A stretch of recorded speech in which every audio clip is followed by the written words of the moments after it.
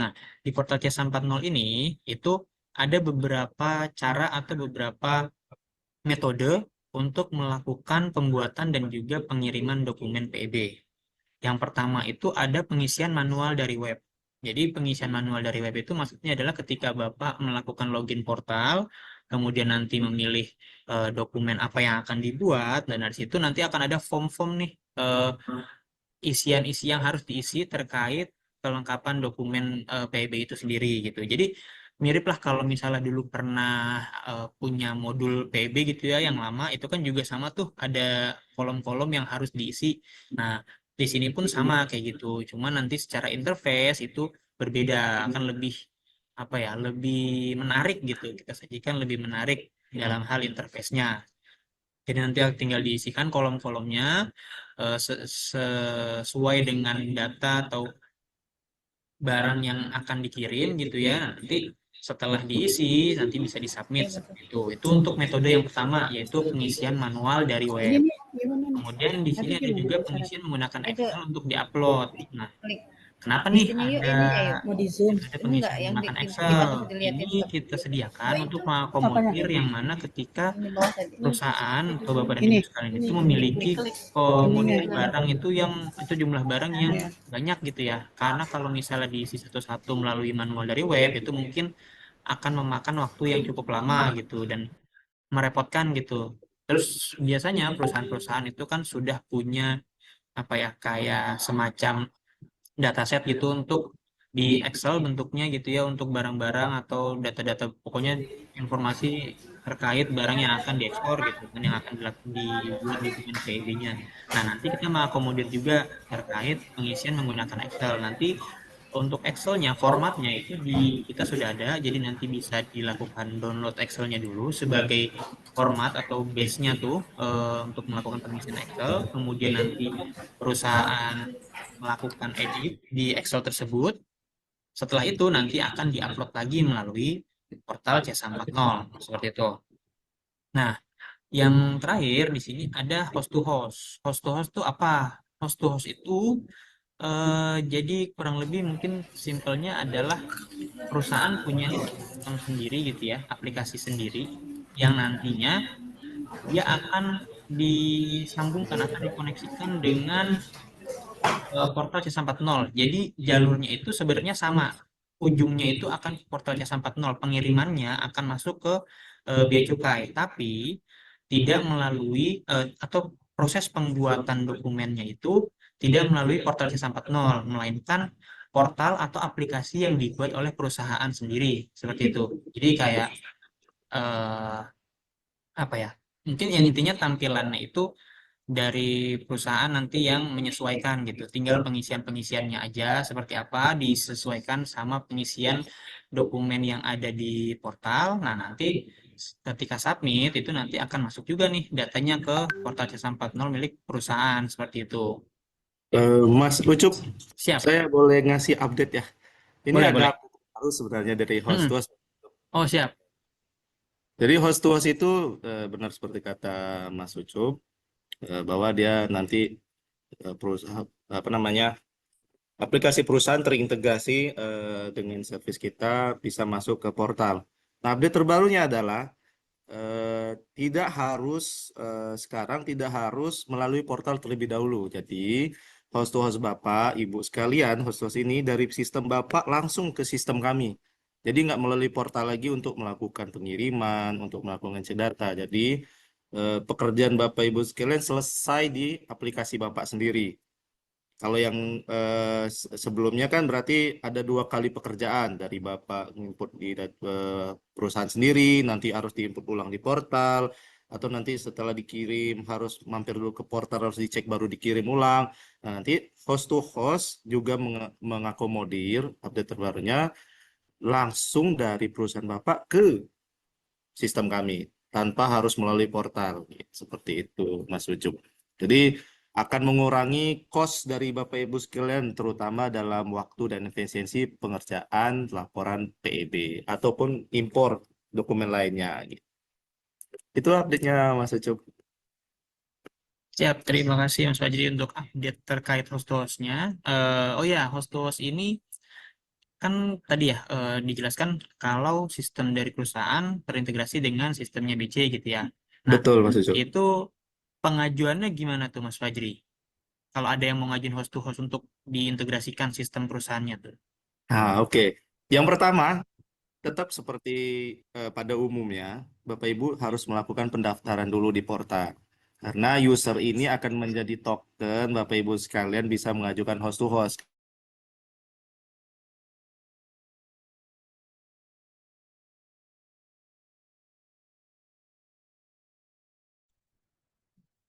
Yang bisa diolah oleh Bapak Ibu sekalian dicoba nanti di di perusahaan masing-masing, di developing. Nanti kalau udah emang yakin bisa dilakukan di production untuk melakukan host to host ini. Gitu. Kalau emang ada kebingungan proses host to host ini, Bapak Ibu bisa mengajukan surat permohonan kayak asistensi gitu, asistensi untuk implementasi host to hostnya. Nanti kita dampingi proses pelaksanaan host to hostnya di production. Seperti itu, Mas Yusuf.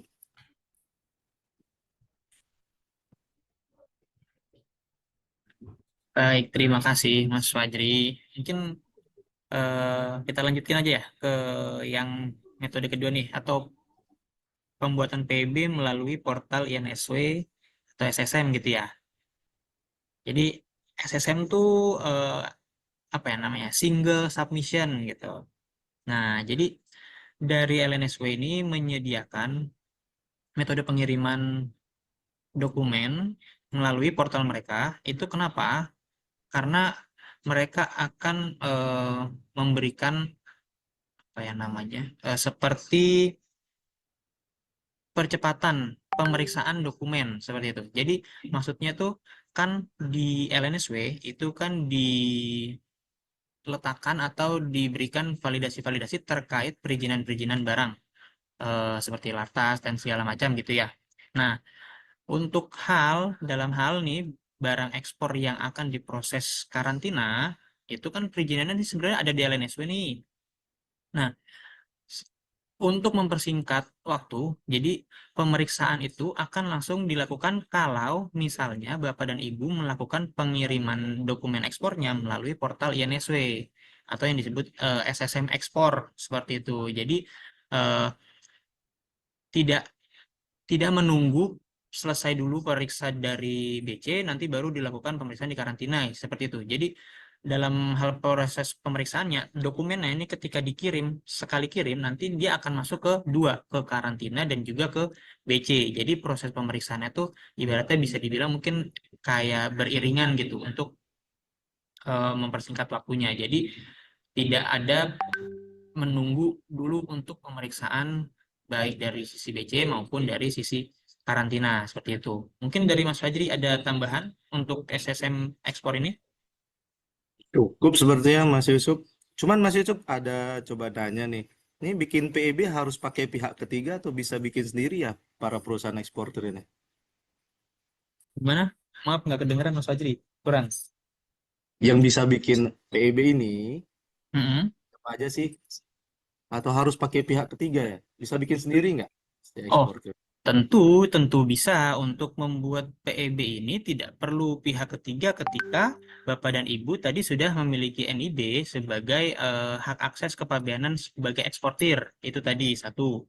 Terus Bapak dan Ibu juga punya portal sendiri. Jadi tidak perlu apa perlu pihak ketiga gitu. Dalam hal ini mungkin pihak ketiga yang disebut ini PPJK gitu kali ya Mas Fajri ya.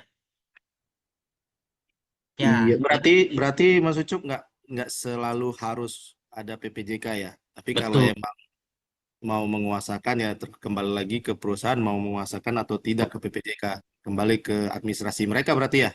Betul sekali. Kita berikan kebebasan. Jadi sejak adanya portal Jasa 40 ini kita mengakomodasi atau mengakomodir gitu ya untuk perusahaan-perusahaan yang mau coba mandiri nih melakukan kegiatan kepabeanannya tanpa bantuan dari pihak ketiga gitu dan tanpa bantuan PPJK seperti itu Mas Fajri.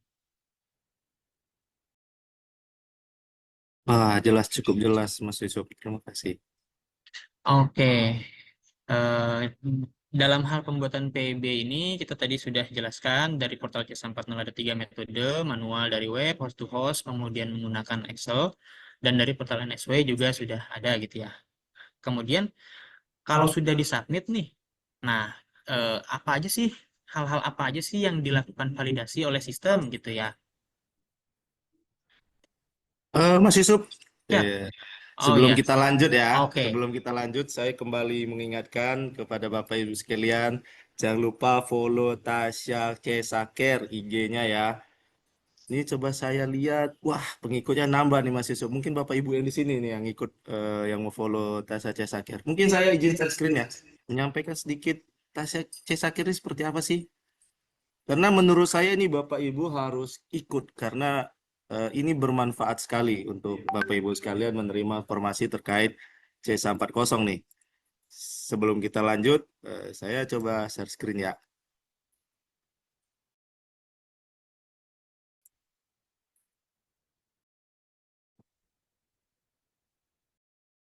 Nah, mungkin tadi ada sedikit singgungan. Yang mana sih Tasya Cesaker?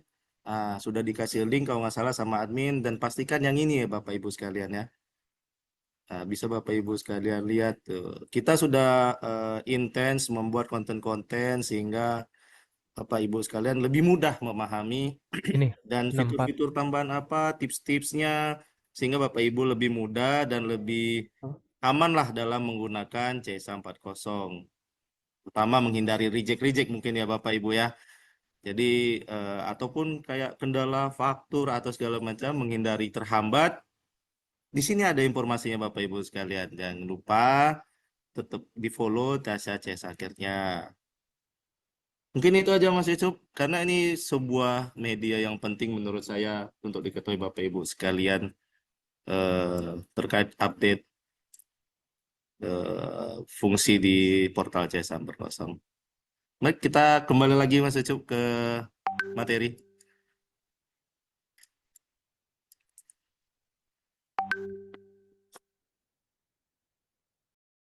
Oke, terima kasih Mas Fajri dan terima kasih juga Bapak dan Ibu sekalian yang sudah memfollow IG Tasya Cesaker.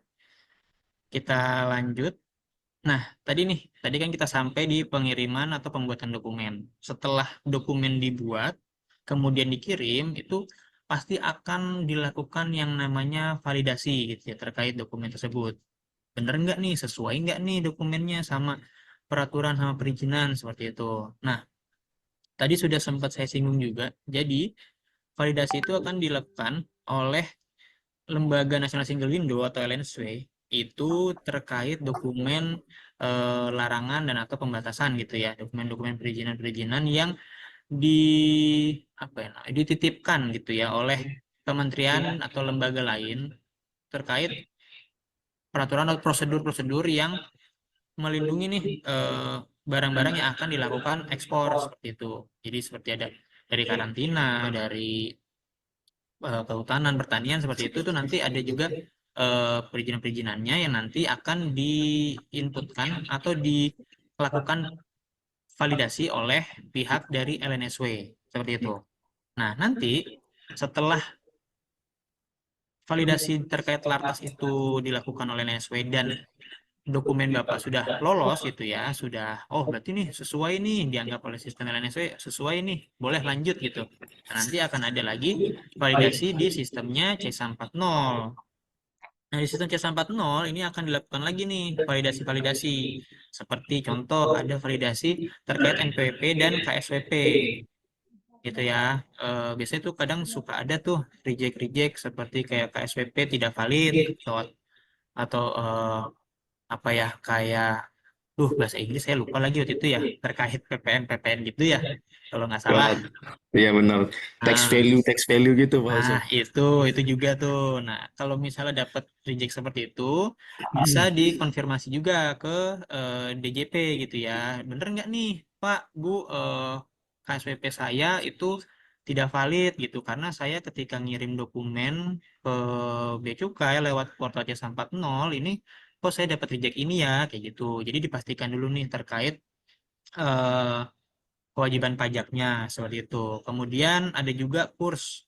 Jadi kalau misalnya dilakukan pembayaran gitu ya, kemudian tidak sesuai nominal pembayarannya yang dilakukan sama kurs yang sedang berlaku saat itu nanti akan mendapatkan reject juga tuh. Jadi kurs tidak sesuai gitu ya. Karena biasanya kan update kurs ini di hari ini biasanya tuh update kurs gitu. Jadi kalau misalnya Bapak dan Ibu ada pengiriman ekspor kemarin, terus dapat billing dan bayarnya hari ini ternyata sudah beda kurs, nah nanti biasanya ada kemungkinan itu dokumennya akan terejek oleh sistem seperti itu ya. Kemudian ada kelengkapan data isian PB dan juga kesesuaian dan kevalitan isian data yang konteksnya berhubungan. Maksudnya apa tuh? Contoh misalnya kayak eh, Bapak dan Ibu punya barang yang menggunakan fasilitas. Kemudian fasilitasnya sudah dimasukin nih di tab dokumen gitu. Tapi Bapak dan Ibu lupa melakukan eh, menghubungkan gitu, ya, lupa menghubungkan atau mengorelasikan antara barang yang mendapatkan fasilitas tersebut dengan dokumen fasilitasnya gitu. Jadi nanti dianggapnya, oh barang ini nggak kena fasilitas kok dipakein tarifnya segini, salah nih gitu. Sistem membaca, oh salah nih, nanti akan kena juga tuh reject terkait misalnya pungutan seperti itu. Seharusnya barang seri sekian, pungutannya sekian seharusnya kayak seperti itu. Ada tambahan dari Mas Fajri terkait validasi-validasi yang dilakukan? Mungkin nanti kita lanjut di slide berikutnya, Mas Yop. Baik, oke. Nah, Di sini nih eh, gambaran alur proses pelayanan kepabeanan dan ekspor. Jadi tadi ya, seperti tadi ya, ada C140, kemudian ada LNSW. LNSW itu apa? LNSW itu yang SSM tadi gitu ya. Ini host to host ini sebenarnya bisa dijadikan satu dengan C140 gitu ya, sama gitu. Jadi pertama eh, pengguna jasa melakukan pembuatan dokumen, kemudian disubmit, nanti akan dicek tuh terkait lartasnya. Dia kena lartas nggak? Kalau kena, ada nggak nih dokumen perizinannya? Kalau nggak ada, ya dia akan reject. Dokumen, misalnya contoh dokumen karantina seri bla bla bla nomor sekian tidak ditemukan seperti itu ya. Itu biasanya beberapa kali mungkin Bapak dan Ibu mengalami terkait reject seperti itu gitu ya. Kemudian contohnya misalnya lartasnya sudah eh, diselesaikan gitu, sudah sesuai, baik mungkin punya lartas tapi dokumen di sini ada ataupun tidak tidak terkena lartas sama sekali, nanti akan dilakukan validasi. Nah, validasinya tadi kan di atas tuh baru sebagian kecil ya. Nah, di bawah ini ada nih validasi-validasi yang lebih lengkap ibaratnya seperti itu. Jadi tuh ada isian mandatori, kemudian kesesuaian referensi. Seperti itu ya Mas Fajri ya maksudnya ya, yang lebih lengkap tadi ya. iya betul, Bapak Yusuf. Mungkin ada satu sebenarnya yang ingin saya sampaikan, Mas Yusuf. Ini Silakan Mas Fajri. kita orang Indonesia ini punya tabiat cari yang gampang-gampang nih. Ngisi dokumen, termasuk saya biasanya kalau ngisi form gitu kan. Kalau bisa copy paste nih, Mas Yusuf. Copy paste ini Bapak Ibu harus diperhatikan ya. Copy paste ini apalagi misalnya dari PDF. Terus Bapak copy paste nih dalam pengisian dokumen. Tuh kadang ada sesuatu yang tak tampak. Ada yang goib nih. Tiba-tiba ke bawah tuh spasi.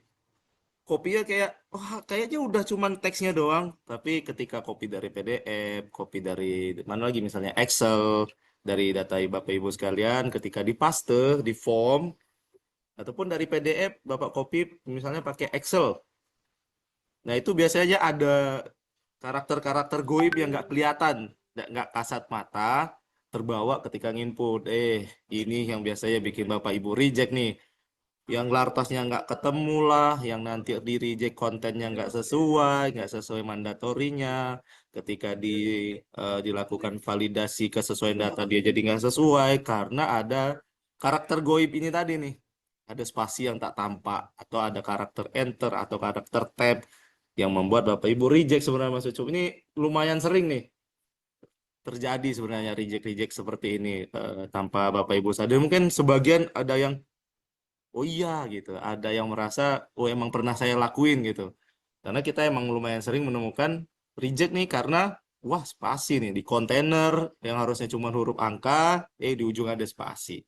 Ada 4 digit spasi gitu. Jadinya reject, ke manifestnya nggak ketemu. Ah, seperti itu kurang lebih. Atau nanti waktu recon sama PEB-nya, antara manifest sama PEB-nya, gara-gara ada karakter, dianggapnya nggak ketemu.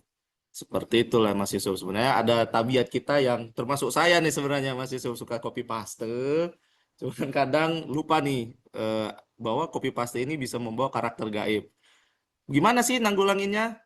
Ini ada triknya Mas Ucup. Ada namanya aplikasi Notepad di komputer Bapak Ibu sekalian tuh. Kalau ngopi paste dari Excel atau PDF, coba deh pakai dulu pastenya ke PDF, ke Notepad. Jadi di Notepad itu nanti kelihatan tuh biasanya. Atau spasinya biasa nggak dibawa, dia cuma text only. Nanti baru di copy ulang ke form pengisian PEB. Sejauh ini sih menurut saya efektif kalau pengisian form dari PDF atau Excel yang di copy, dasar sebagai kopinya dipas dulu ke Notepad untuk melihatnya ada karakter khusus nggak nih yang kebawa sehingga mengurangi potensi reject nih karena kalau udah reject ngulang lagi harus melakukan perbaikan data nunggu diproses lagi seperti itu. Demi menghindari makin lamanya proses Bapak Ibu sekalian dalam proses ngajuin PEB. Mungkin itu yang saya ingin sampaikan Pak Yusuf. Di bagian validasi ini itu wah itu luar biasa lumayan.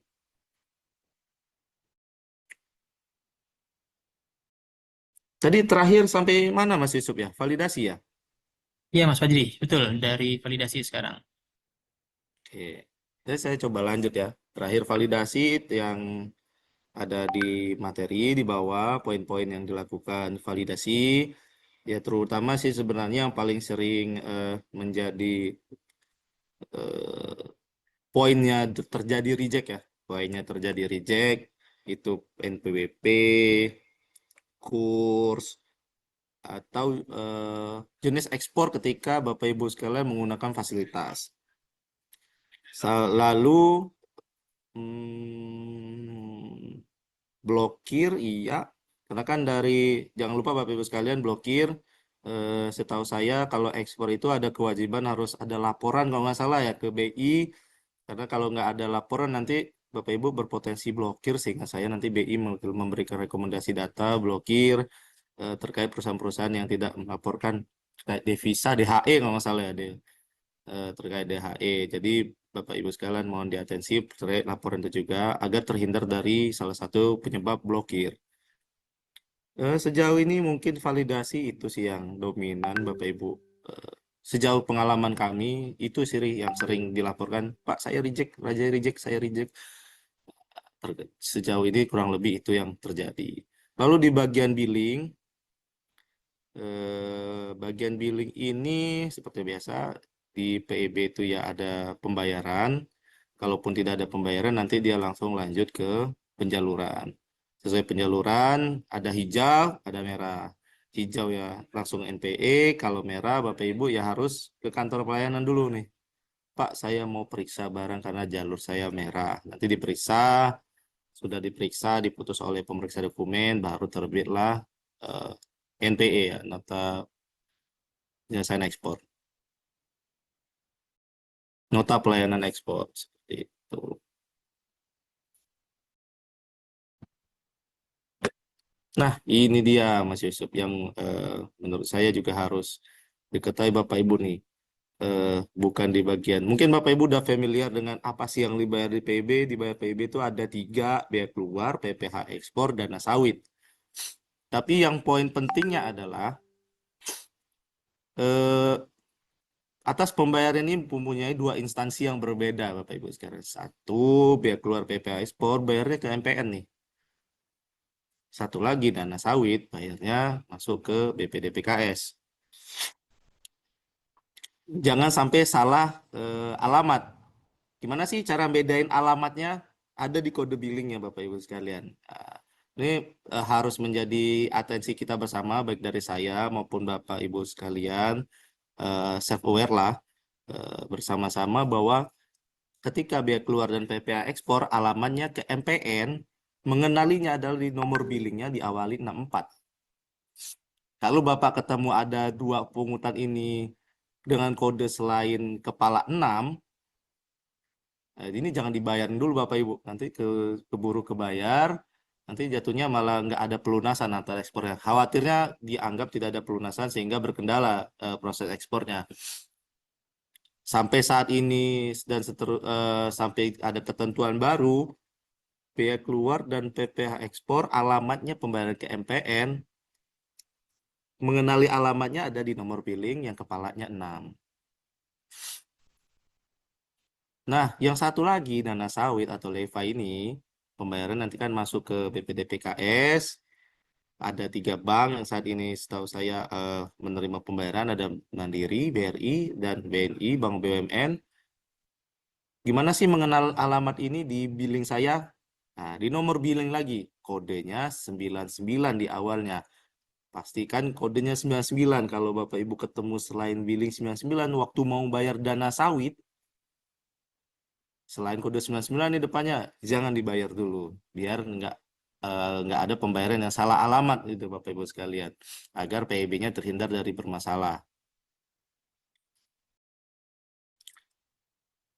Itu. Mungkin itu pembayaran yang mungkin yang perlu diberikan atensi biar nggak bermasalah nih Mas Yusuf ke belakangnya gitu.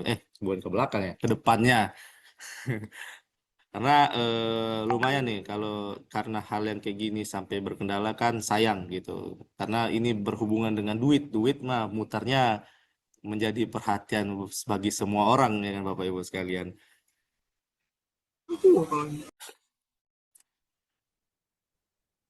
Kita bisa lanjut ke slide berikutnya Mas Yusuf.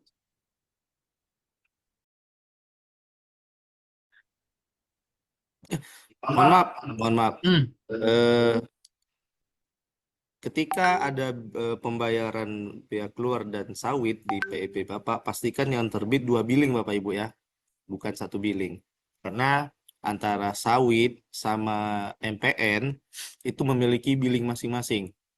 Jadi punya billing MPN punya billing sendiri, sawit punya billing sendiri. Ketika PEB Bapak Ibu ada pungutan biaya keluar dan dana sawit, billingnya harus 2, nggak boleh 1. Karena dia alamatnya berbeda. Kayak Bapak ngirim paket lah, ada 2 tujuan berbeda. Kalau cuma 1 alamat, berarti kan ada 1 yang jadi salah alamat nih. Nah, balikinnya susah. Kalau kita paket biasanya kan susah tuh. Udah kurir ngantar sampai balikinnya ribet kan. Nah, kayak gitu juga lah kira-kira. Nanti kalau sampai salah alamat, namanya udah salah alamat, balikinnya ribet. Jadi sebisa mungkin kita aware bersama-sama bahwa antara MPN sama BPDPKS punya 2 billing yang berbeda. Jadi punya alamat masing-masing, punya paket masing-masing. Seperti itulah kurang lebih gampangnya Bapak Ibu untuk dipahami.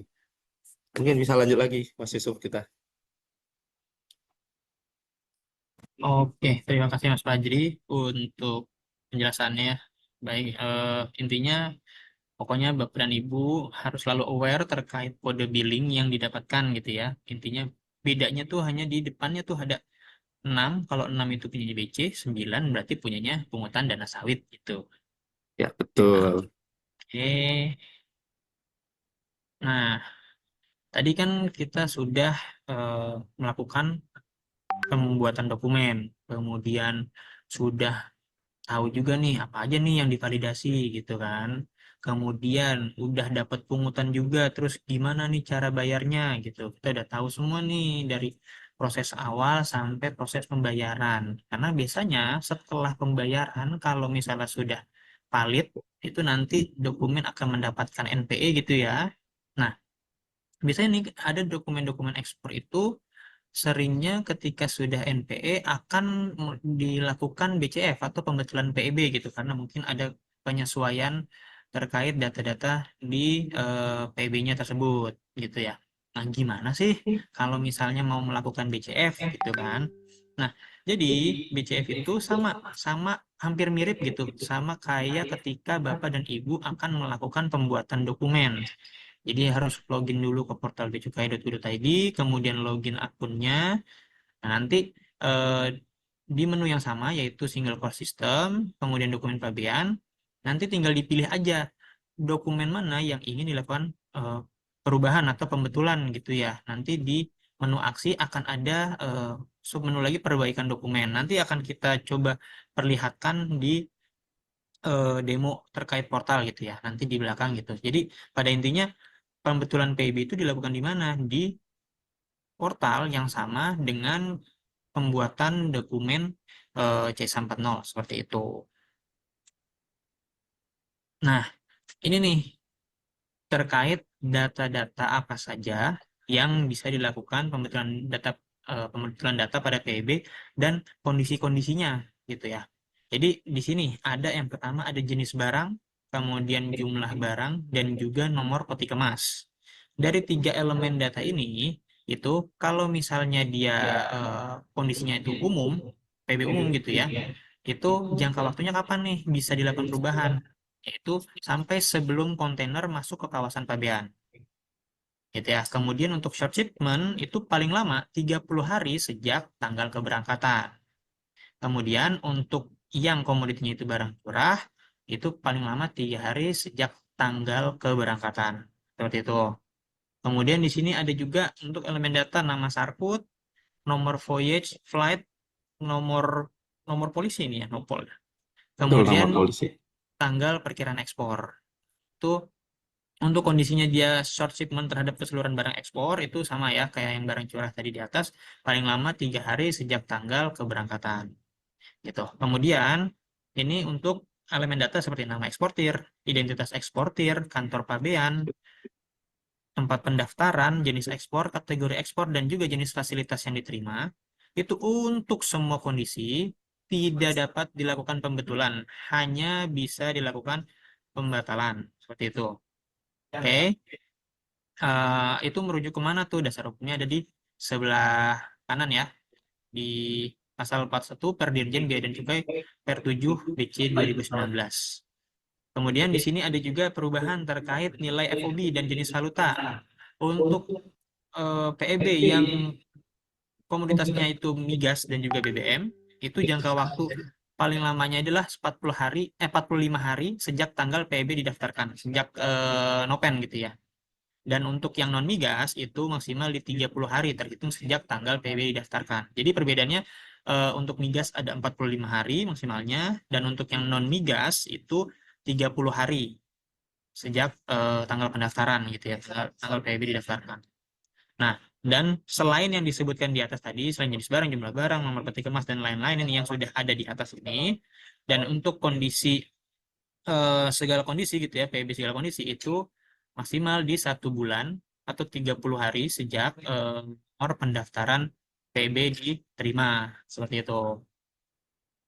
Mungkin ada tambahan dari Mas Fajri terkait pembetulan data PB ini?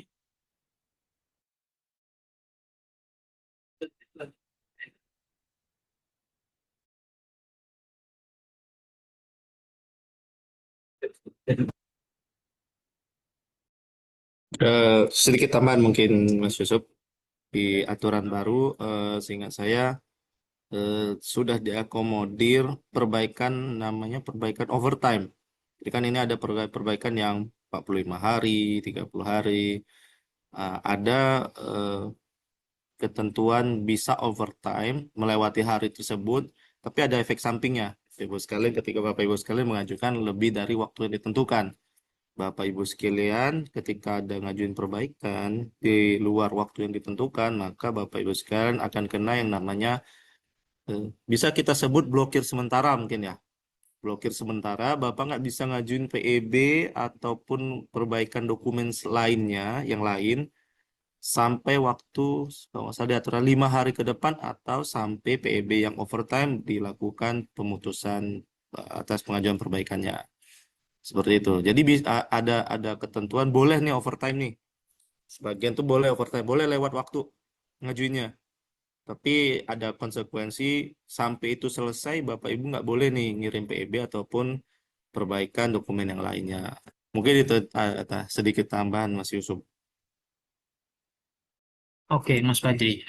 Sama ini ada pertanyaan kalau misalnya yang tadi perbaikan terkait overtime itu dilakukannya di mana? Apakah sama seperti pembetulan pada umumnya nih melalui portal, terus pakai menu pembetulan dokumen, atau lewat mana nih? Ada metode lain nggak seperti itu? Tetap sama Mas Yusuf. Itu nanti terkait lebih overtime-nya dihandle oleh sistem yang membaca. Oh ini lebih waktu nih. Terkait konten yang ini diperbaikin. Oh ini udah overtime nih. Nanti sistem yang melakukan validasi dia udah overtime atau belum. Kalau pengajuan tetap sama. Kita ganangkan satu pintu lah untuk perbaikan sehingga nggak terlalu banyak akses yang harus dilakukan untuk melakukan pelaporan ekspor ini, Bapak Yusuf.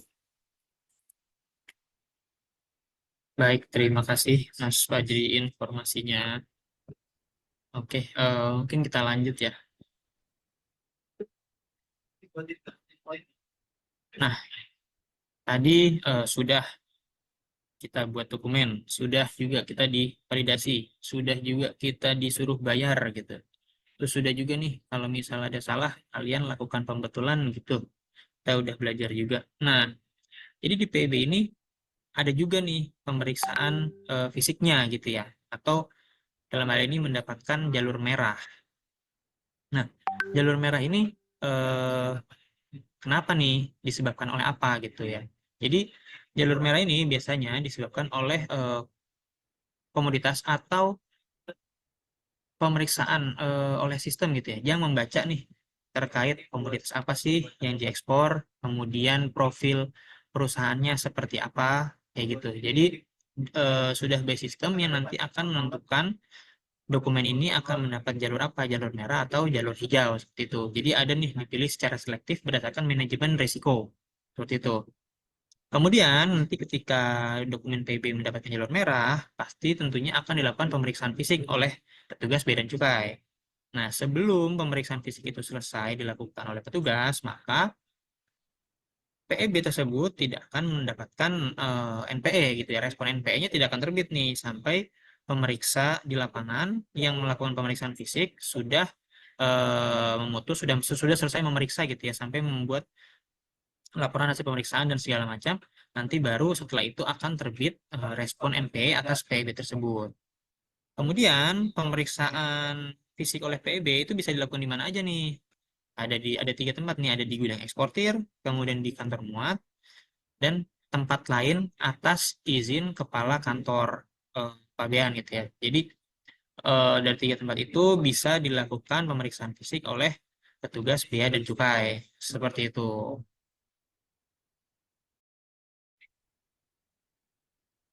Nah, tadi kan di atas di slide sebelumnya tuh ada menyebut berdasarkan manajemen risiko ya, dipilih secara selektif berdasarkan manajemen risiko. Nah, di sini ada nih penjelasannya. Jadi pemeriksaan barang ekspor dilakukan penelitian dokumen, namun dalam hal tertentu dapat dilakukan pemeriksaan fisik. Nah, ini ekspor-ekspor apa aja nih yang dapat dilakukan pemeriksaan fisik selektif berdasarkan manajemen risiko, yaitu ekspor untuk diimpor kembali, kemudian ekspor kembali barang impor sementara, dan juga ekspor yang barang fasilitas ya, dalam hal ini kita pembebasan, kita pengembalian, dan juga kita IKM. Kemudian ekspor yang terhadap pihak luar, hasil intelijen, penetapan Dirjen DIBC atas nama Menteri Keuangan, dan juga barang ekspor yang ditetapkan berdasarkan manajemen risiko gitu. Terus tadi juga ada yang saya sebutkan di atas terkait profil perusahaan dan juga komoditas apa yang dilakukan yang diekspor gitu ya. Jadi kalau komoditas itu resikonya tinggi, kemudian profil perusahaannya juga menengah ataupun tinggi, itu pasti akan dilakukan pemeriksaan fisik gitu. Kemudian jika perusahaannya saja yang tinggi itu juga akan dilakukan pemeriksaan fisik seperti itu.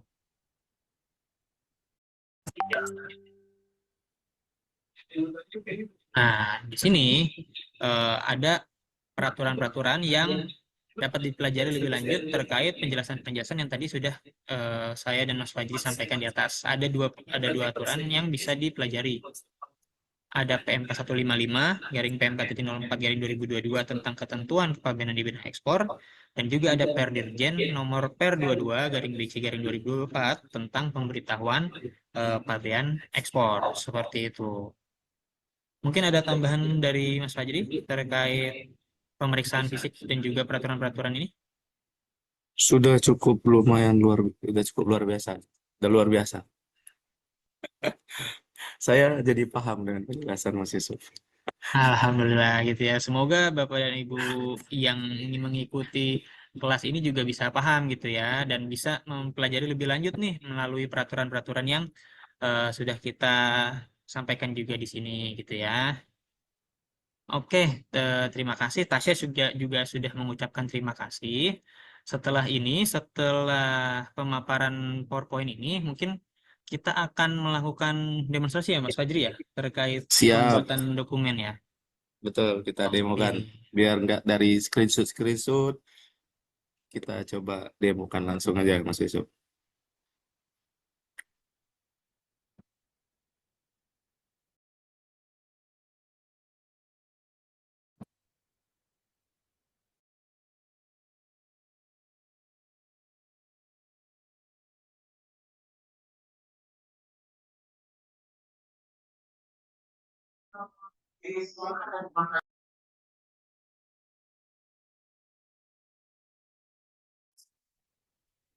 Baik, mohon izin. Share screen-nya sudah kelihatan ya. Baik, jadi di sini nih nanti tampilan portal C140 yang akan Bapak dan Ibu sering jumpai gitu ya. Ini nanti akan jadi portal yang mana Bapak dan Ibu melakukan pembuatan dokumen sehari-hari gitu. Nah, gimana nih kalau mau punya akses untuk login portal ini? Pertama nih, kita klik dulu nih daftar. Nah, tadi kan di awal udah disampaikan oleh Mas Fajri ya, kita harus punya yang namanya NITBU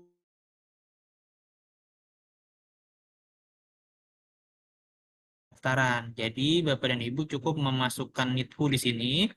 Nanti dari sistem kita akan memvalidasi NITBU tersebut dan kita bekerja sama dengan Direktur Jenderal Pajak gitu ya untuk terkait identitas perusahaannya. Nanti jadi ketika NITBU-nya diisikan di apa namanya di hasil pencarian berdasarkan NITBU itu nanti akan muncul nama perusahaan, kemudian alamat dan juga apa ya saya agak lupa tuh nomor nama alamat dan juga identitas perusahaan ya atau apa Mas jadi saya agak lupa tuh. Ingat saya cuma nomor, nama dan alamat emang itu. Oh ya berarti Cuman tiga itu. nanti nanti akan muncul nama dan alamat perusahaan seperti itu ya. Kemudian nanti untuk isiannya ini nama lengkap. Nah, nama lengkap ini eh, bisa diisikan nama dari PIC atau apa namanya dari yang membuat akun ini ataupun bisa juga diisikan nama perusahaan. Tapi kami sarankan mungkin diisikan saja nama perusahaannya gitu ya. Jadi bukan bukan nama orang yang buat akun portal nih, bukan yang mendaftar gitu. Tapi bisa diisikan nama perusahaannya gitu. Nanti untuk nomor telepon, kemudian email itu juga diisikan.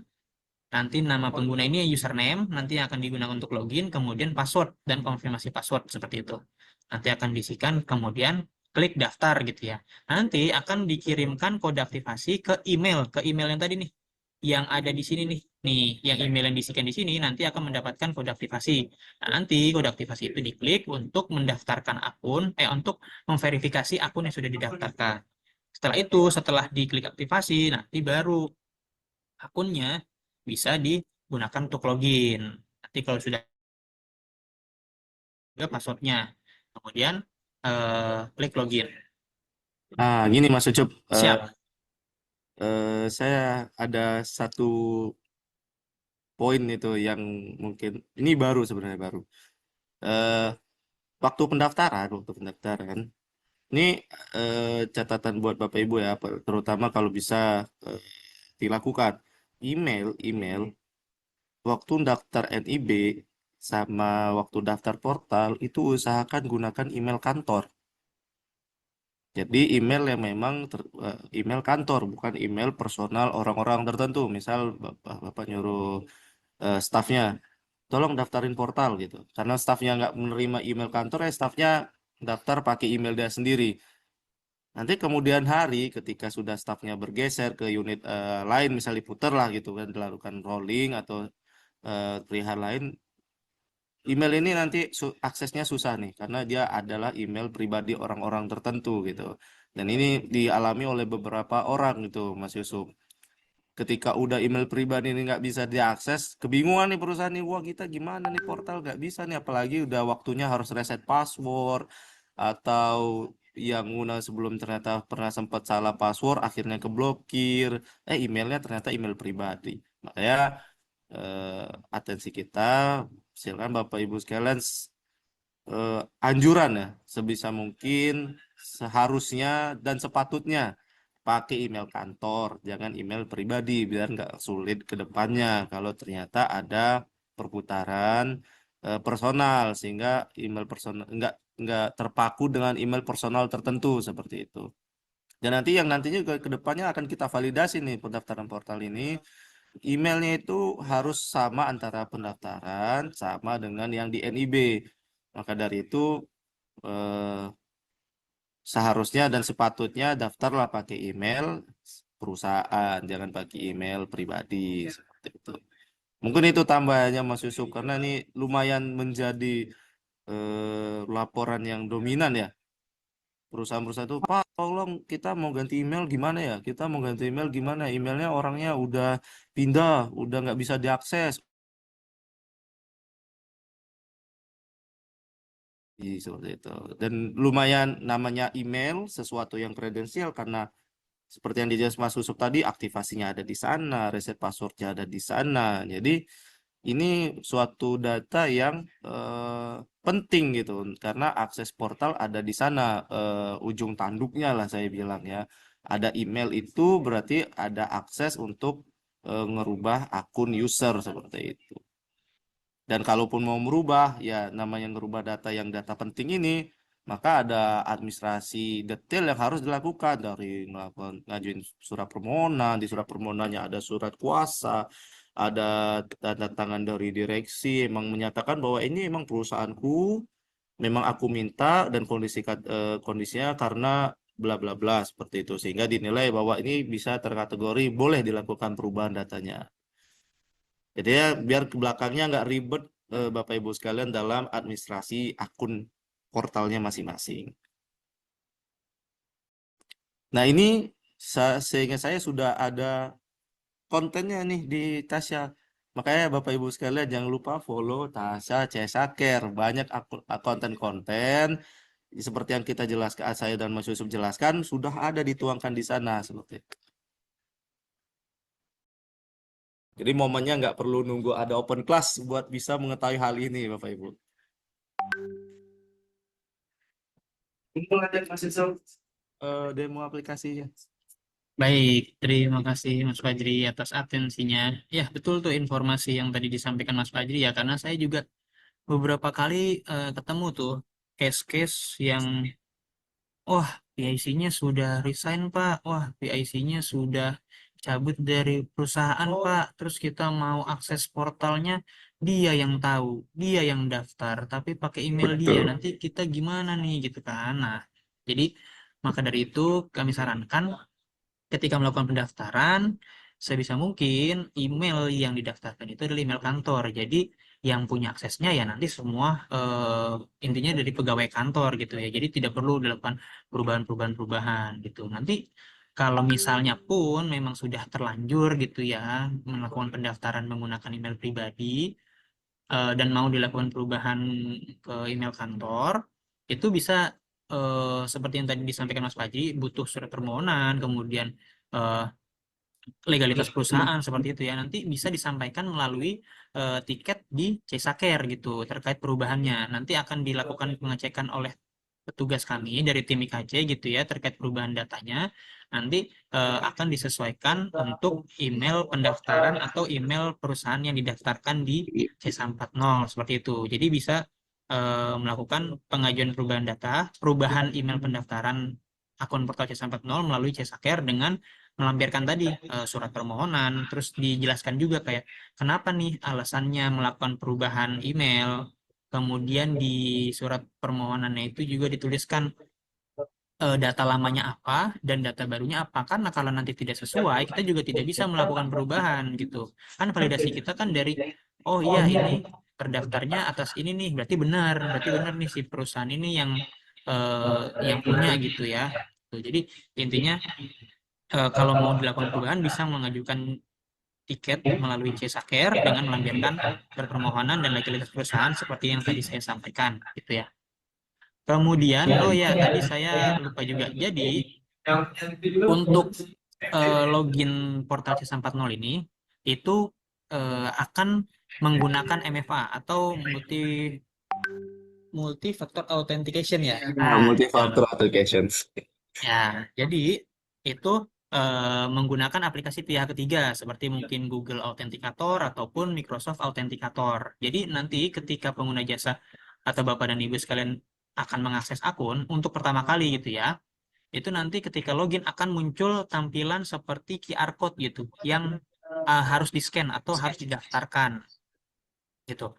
Nah, kalau misalnya Bapak dan Ibu ingin eh, mungkin di satu apa namanya login user yang sama tapi punya MFA di beberapa handphone gitu karena kan kadang mungkin yang akses akun portal ini nggak cuma satu orang gitu ya mungkin bisa dua atau tiga gitu. Nah, jadi ketika Bapak dan Ibu sekalian itu login kan nanti muncul QR tuh.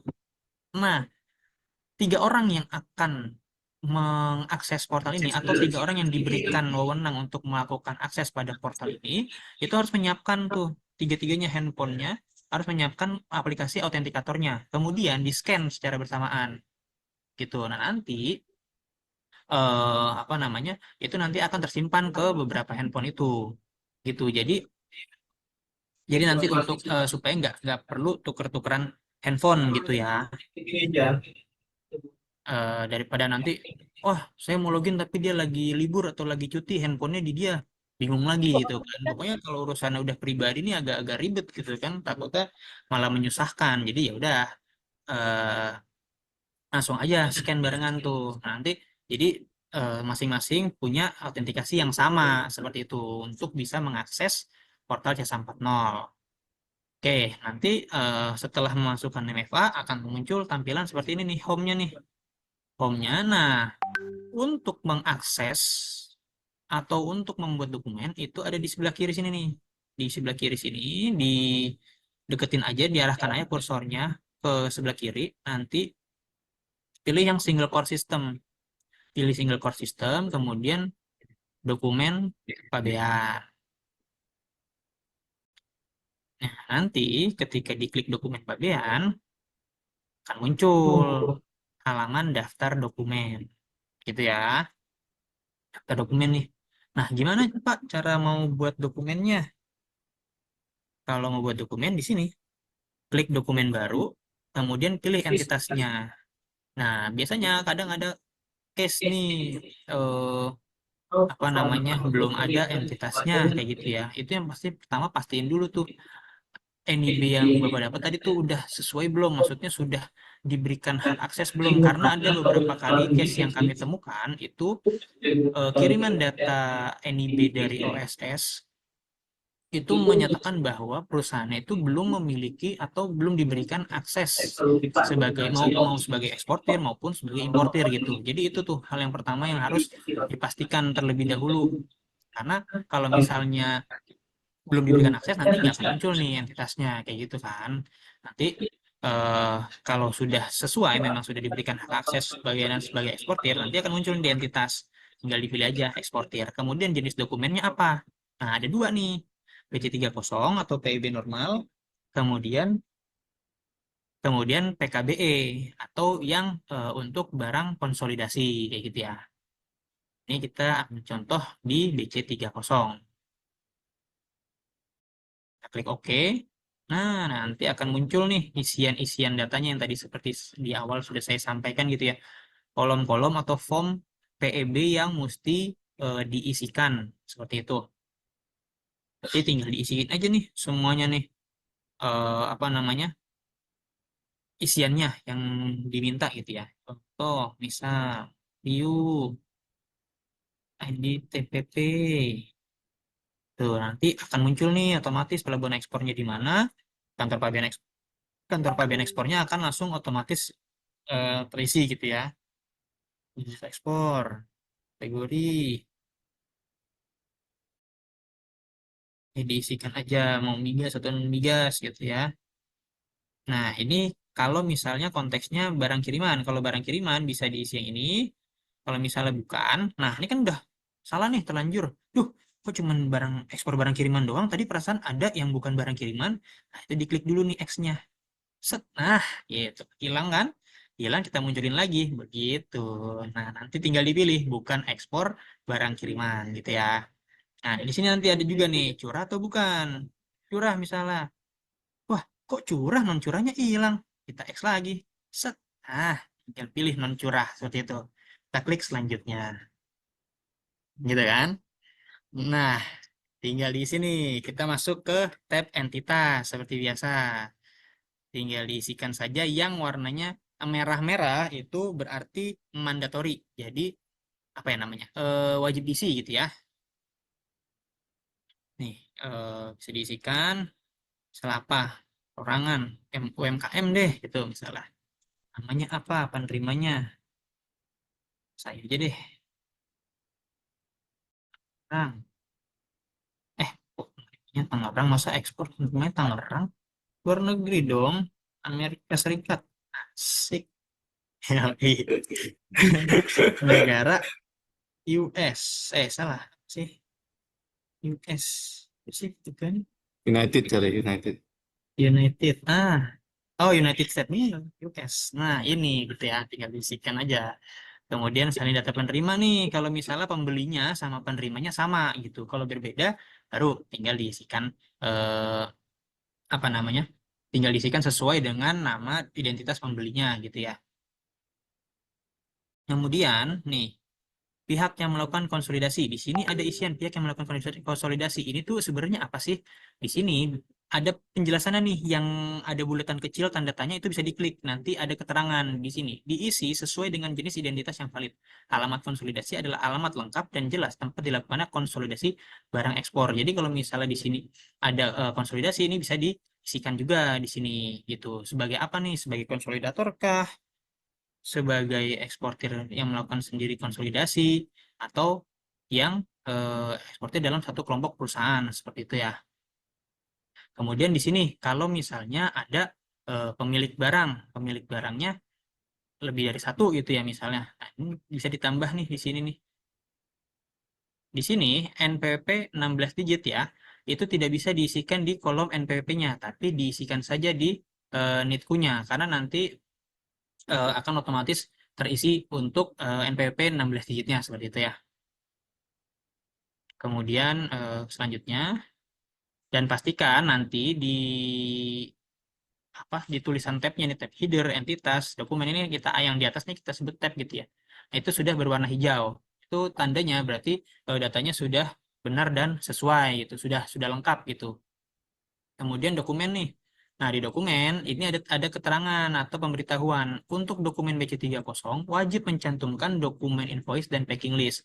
Jadi ada dua dokumen wajib yang harus di input di dokumen PB ini.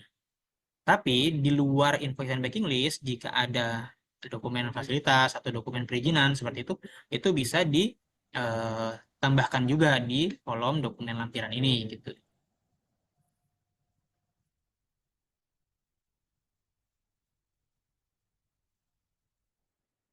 Di sini ada checkbox untuk menambahkan packing list yang misalnya sama dengan nomor dan tanggalnya invoice gitu. Tinggal kita cek centang, klik simpan. Nah, nanti secara otomatis akan dua dokumen wajib tersebut akan terisi langsung. Jadi kita cukup mengisikan satu aja, baik invoice ataupun packing list gitu ya. Nanti tinggal kita klik checkbox, dia akan terisi langsung dua dokumen tersebut gitu. Dan tab dokumennya sudah berwarna hijau, artinya kita sudah eh, benar nih pengisiannya gitu. Saya langsung kita klik selanjutnya. Pengangkut, kita mau di mana tempat penimpunannya, karena tadi kan apa ya namanya di Priuk ya tadi ya. Jika nanti di sini ada tempat penimbunan-penimbunan yang ada di eh, bawah kantor KPU Priuk gitu. Tinggal dicari aja nih nama tempat penimbunannya apa, kodifikasi tempat penimbunannya apa. Salah contoh, ini JCT gitu ya. Jenis pengangkutannya apa? Satu angkut apa yang lain gitu ya. Tinggal dipilih aja, disesuaikan sama kebutuhan dan kebenaran dokumen atau kebenaran PEB yang Bapak dan Ibu akan submit seperti itu. Tujuan S. Nah, Detroit, salah. Nama ke Detroit ya kan? Kan tadi saya tinggalnya di Amerika ya kan? Jadi kita tujuannya ke Amerika gitu. Tanggal perkiraan ekspornya. Tanggal perkiraan ekspor kenapa nih yang kebuka hanya sampai tanggal 27? Karena kan maksimal 7 7 hari sebelum tanggal perkiraan ekspor. Dokumen PIB bisa dibuat 7 hari sebelum tanggal perkiraan ekspor gitu ya. Jadi makanya nih yang nyala cuman dari tanggal 20 sampai tanggal 27 gitu. Lokasi pemeriksaannya di mana? Jakarta Fabian. Periksanya kapan? Tanggal 26. Bagian pemeriksaan. Yuk. Nah, sarana angkutnya ditambah. Sarana angkut ke laut.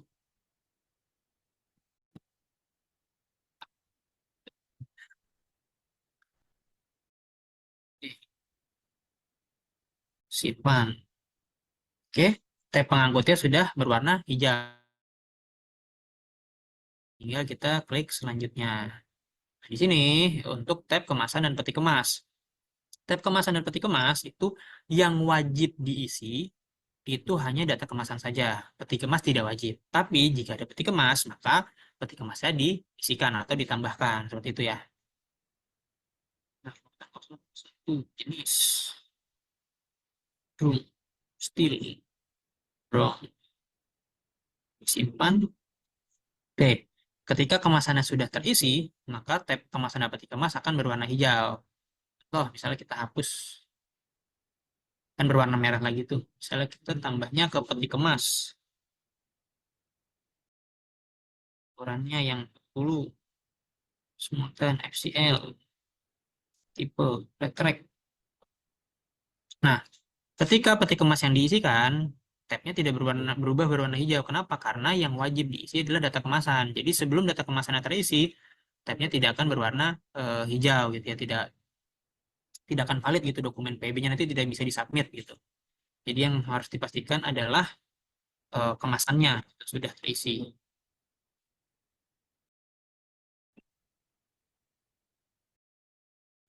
Oke, kita klik selanjutnya transaksi. Nah, di sini ada kolom jenis valuta dan kemudian juga ada kolom NDPBM atau kurs. Untuk menghindari kesalahan, jadi pastikan Bapak dan Ibu sekalian ketika melakukan pembuatan dokumen itu ketika sudah pilih jenis valuta nanti langsung klik nih sesuai valuta terbaru. Jadi itu untuk menghindari adanya kesalahan kurs atau reject kurs. Tadi kan salah satu hal yang divalidasi oleh sistem adalah terkait kurs gitu ya. Nah, untuk menghindari kurs reject itu maka kita pastikan untuk memastikan klik sesuai valuta terbaru untuk menghindari kesalahan kurs itu.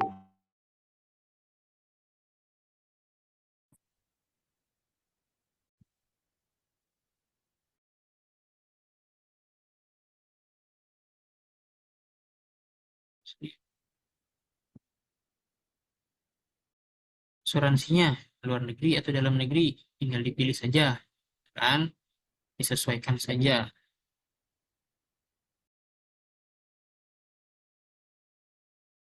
Nilai maklon ini sini diisi dalam hal ekspor jasa maklon. Jadi kalau misalnya ekspornya itu ada jasa maklonnya bisa diisikan sekalian di sini di kolom nilai maklon. Tapi kalau misalnya apa namanya tidak ada jasa maklonnya maka tidak perlu diisi karena di sini pun kolomnya itu tidak berwarna merah yang mana berarti tidak mandatori gitu ya. Kemudian detail barang ini belum ada karena kita belum melakukan penambahan barang gitu ya. Nilai biaya keluar itu diisi dengan hasil perhitungan nilai biaya keluar atas barang ekspor dalam hal barang ekspor dikenakan tarif biaya keluar. Kalau barang ekspornya nanti dikenakan tarif biaya keluar itu nanti di sini akan terisi nih. Ini kan nggak bisa di apa ya, nggak bisa diubah gitu ya. Itu nanti sesuai dengan barang yang kita isikan nanti di tab barang gitu. Jadi untuk transaksi Ini kita bisa isikan dulu nih yang di sebelah kiri sini nih, yang kolomnya terbuka atau bisa dilakukan perubahan gitu ya. Kemudian kita klik selanjutnya. Kita klik selanjutnya, kita masuk ke tag barang. Tag barang itu wajib diisi, tinggal kita tambah. Nah, nanti ketika klik tambah, ini maaf tadi transaksi tersimpan ya, tadi agak lama muter transaksinya. Ini kita isikan aja sesuai yang mau dilakukan atau sesuai barang yang akan diekspor gitu ya.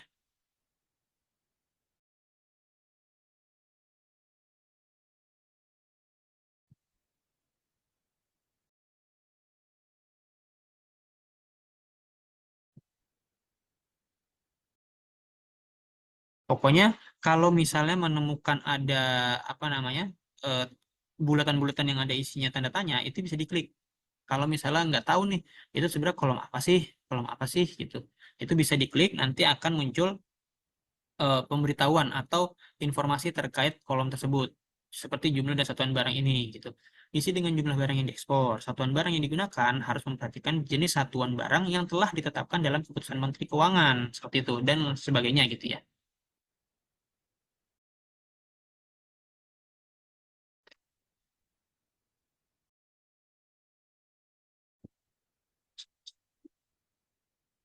Nah,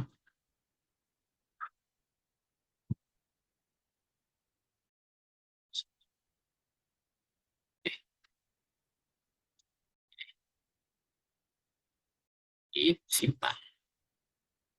Nah, di sini ada nih keterangan FOB barang 10 tidak sama dengan FOB transaksi. FOB transaksi itu di mana? Yang tadi, yang ada di tab transaksi. Nih, di sini kan tadi kita isinya berapa? FOB-nya berapa? 1000. Berarti nggak sesuai. Kenapa nggak sesuai? Karena kan eh, yang di sini itu apa? Total ya, total. Jadi nanti dari barang ini itu kalau misalnya barangnya cuma satu berarti FOB-nya harus sama dengan yang transaksi. Tapi kalau misalnya barangnya ada beberapa itu nanti akan eh, apa namanya dijumlahkan dengan barang-barang yang lain untuk menyamakan dengan total FOB yang ada di transaksi gitu. Jadi ini kita edit dulu nih, FOB-nya berapa? 1000 ya. Nah, sudah hijau. Ketika sudah kita sesuaikan dengan informasi yang tadi kita dapat di atas, itu akan muncul eh, akan berwarna hijau gitu ya tag barangnya. Kemudian di sini pungutan. Kalau misalnya ada eh, pungutan yang diberlakukan atas PB tersebut. Jadi nanti akan muncul nih di sini nih di kolom pungutan ini ada pungutan apa aja, terus dia dibayar atau ditanggung perintah atau ditunda seperti itu ya. Nanti di apa namanya di kolom pungutan itu akan menunjukkan berapa jumlah tagihan atau pungutan yang harus dibayarkan oleh Bapak dan Ibu sekalian atas PB tersebut gitu. Nah, ya, tadi saya kan sempat menyebutkan ya terkait korelasi antara dokumen dan barang. Nah, tadi kalau misalnya di dokumen sini Bapak dan Ibu menambahkan fasilitas gitu. Misalnya apa?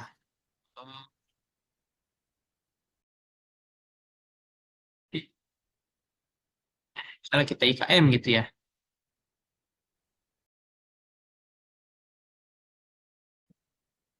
Ya kita nggak kemarin. Barang, ke barang.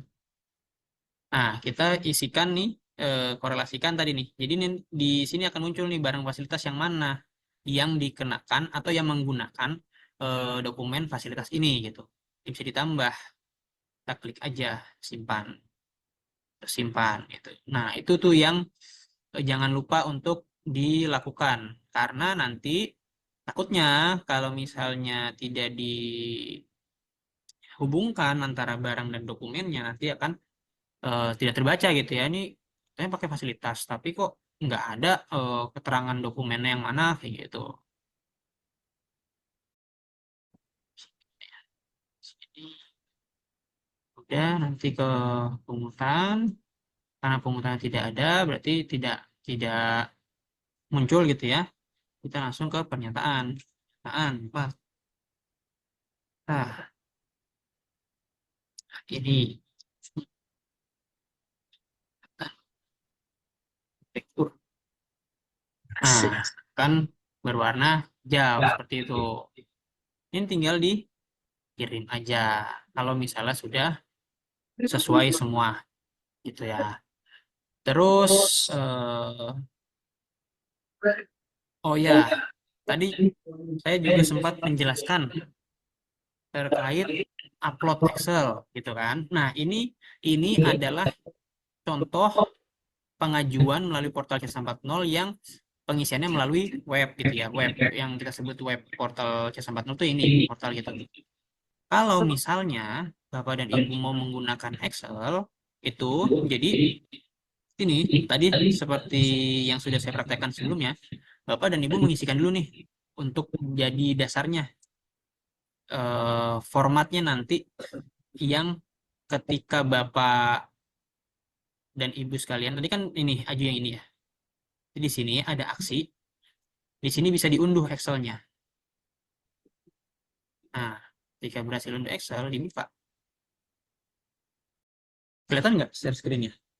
Yang Excel. Yang Excel nggak Mas Yusuf. Mungkin tipe prosesnya tadi Windows ya. Nggak tampil Iya, screen. sebentar. Save-nya. Sambil menunggu screenshot mungkin tadi kayaknya ada tab yang warna kuning forest. Oh iya, betul Mas Fajri. Nah, coba kita kasih informasi ya. Tabs yang oranye itu adalah tabs yang kita kasih tahu nih, tab ini datanya kosong loh, tapi tidak menjadi pengunci barang itu tidak dikirim. Jadi kayak alert gitu, lampu kuning itu kan sebenarnya alert, gitu, hati-hati gitu ya. Jadi kita ngasih tahu nih, hati-hati tab ini datanya nggak ada, masih mau tetap ngirim nggak gitu. Jadi tab warna kuning itu nanti bisa jadi ada di tab-tab lain juga tuh yang berwarna kuning. Nah di pungutan kasih warna kuning orange gini, ngasih tahu nih, Bapak Ibu, tab ini kosong loh datanya. Masih tetap mau ngirim nggak? Kalau memang datanya emang harus kosong ya sudah dapat diabaikan. Intinya ngasih tahu bahwa hati-hati nih di tab kuning ada yang kosong nih datanya. Karena diekspor kan bisa jadi memang tidak ada pungutan. Barang-barang tertentu kan tidak ada bea keluarnya, tidak ada PPh ekspor, ataupun tidak ada dana sawitnya.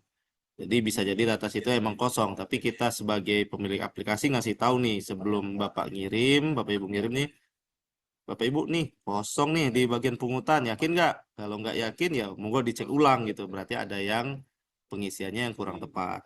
Tapi kalau yang yakin, wah emang ekspor saya nggak ada pungutan kok, ya udah diabaikan karena itu cuman simbol hati-hati. Seperti itu. Sesuai warnanya yang biasa di rambu-rambu lalu lintas kuning itu hati-hati. Gitu Mas Ucup.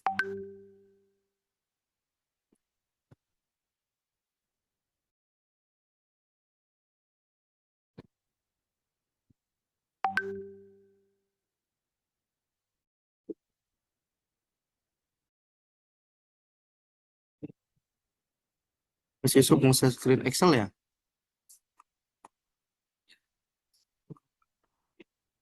Nah, ini jadi Belum Mas Yusuf. oh belum. Sabar, sabar. Ulang, ulang, ulang. Coba, coba, coba. Sabar, sabar. Excelnya belum tampil Mas Yusuf.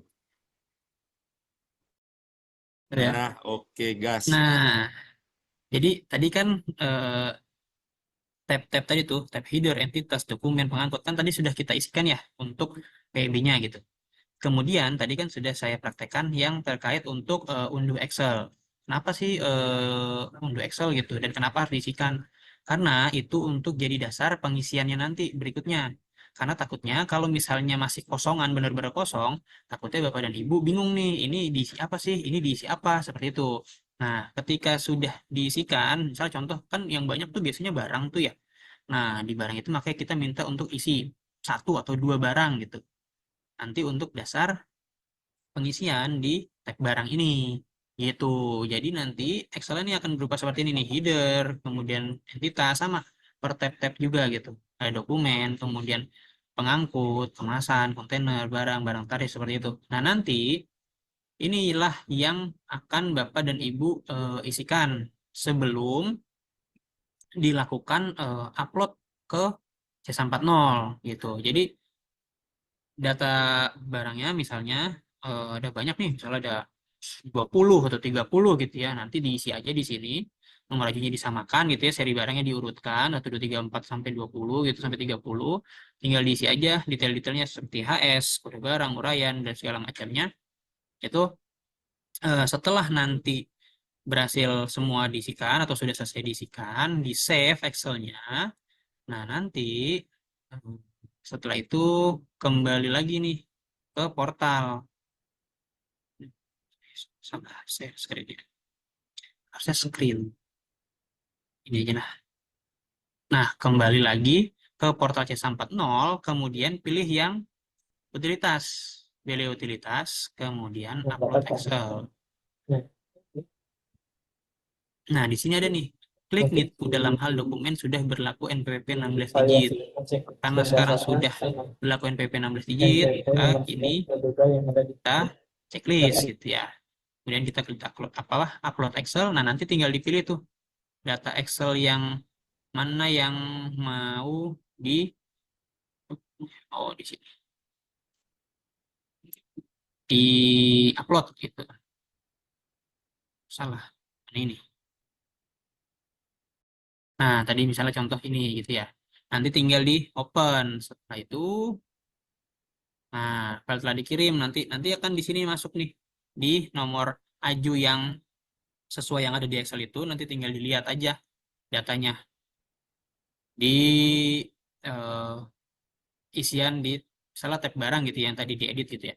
Dia akan terisi di sini gitu.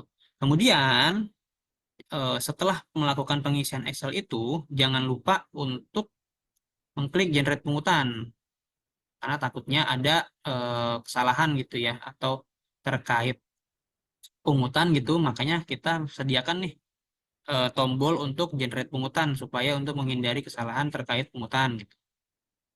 Nanti di sini juga sama, bisa juga kita klik lagi generate pungutan untuk memastikan bahwa pungutan sudah benar-benar sesuai sebelum kita melakukan pengiriman dokumen seperti itu. Terkait demonstrasi untuk pengisian dokumen PEB mungkin sudah cukup ya, Mas Fajri ya. Apakah ada tambahan mungkin?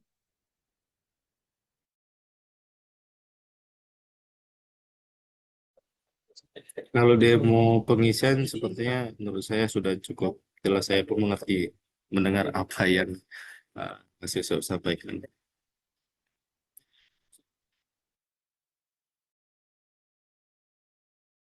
Oh ya, kemudian kita ada beberapa ini ya, fitur-fitur ya Mas Fajri ya, untuk Betul, Mas Yusuf. dokumen ekspor. Contoh,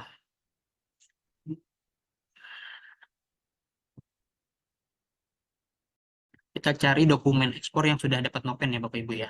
Tadi kan, oh ya tadi juga lupa, tadi kan ada materi terkait pembetulan PB ya. Nah, kita ambil contoh misalnya yang PJ30 perekaman dokumen. Itu kalau kita klik aksi, dia di sini nggak ada nih pembetulan PB. Tapi untuk dokumen yang sudah mendapatkan nopen, ini nopen nih di sini nih sama tanggal. Itu kalau kita klik aksi di sini ada perbaikan dokumen. Nah, disinilah nanti kita bisa melakukan perbaikan dokumen. Makanya tadi saya bilang prosesnya hampir sama kayak pembuatan dokumen awal lewat eh, single core system, kemudian dokumen pabean. Tapi bedanya menunya nanti untuk yang perbaikan dokumen kayak gitu. Kemudian di sini ada juga nih apa ya, cek rekon manifest. Cek rekon manifest ini untuk memastikan bahwa PEB-nya dan manifestnya itu sudah rekon gitu. Jadi nanti kita klik. Nah, di sini ada nih status rekon belum diproses. Ini kalau misalnya belum diproses, tapi kan ini kan memang aju apa contoh gitu ya, hanya belum diproses gitu. Intinya intinya nanti kita bisa ngecek statusnya ada di sini gitu. Status rekon ini kalau misalnya sekarang ini belum diproses, nanti bisa dikonfirmasi gitu ya dengan petugas manifest di kantor pelayanan seperti itu. Izin Mas Yusuf, mungkin saya sedikit tambahkan ya. Siap. Balik lagi ke cek rekor manifest ya Bapak Ibu. Kembali lagi saya beritahu bahwa menu ini kita jelaskan juga di Tasya Casaker. Jadi sebenarnya dengan Bapak Ibu aktif di Instagram Tasya, Bapak Ibu akan lebih dahulu mendapatkan informasi seperti ini tanpa harus ikut open class dulu ya. Nah ini kan ada data pembanding kiri dan kanan nih. Satu data PEB-nya, satu data manifest. Kok data manifestnya tidak ada nih Mas Yusuf? Sistem mencari data PEB ini ada nggak sih di manifest? Kalau nggak tampil berarti ini manifestnya nggak ada nih nomor PEB ini. Nggak ada ini definisinya bukan berarti nomornya nggak ada, benar-benar tidak ada ya. Bisa jadi nomornya ada, tapi di manifestnya ada salah nih, Cuk. Seperti yang tadi saya jelasin, copy paste, ada spasi. Kembali lagi nih, salah satunya copy paste menyebabkan spasi, wah data manifestnya nggak ketemu jadinya. Akhirnya ya nggak bisa rekon antara PIB sama manifestnya. Nanti berlanjut lagi dengan terhambatnya, misalnya Bapak Ibu mungkin ada faktur ya, Mas Yusuf ya, atau LHPRI ya dalam kita kalau nggak salah ya untuk pelaporan di ZLKT. Nah ini ketika data kanannya nggak ada seperti ini, berarti PIB ini nggak ditemukan nih di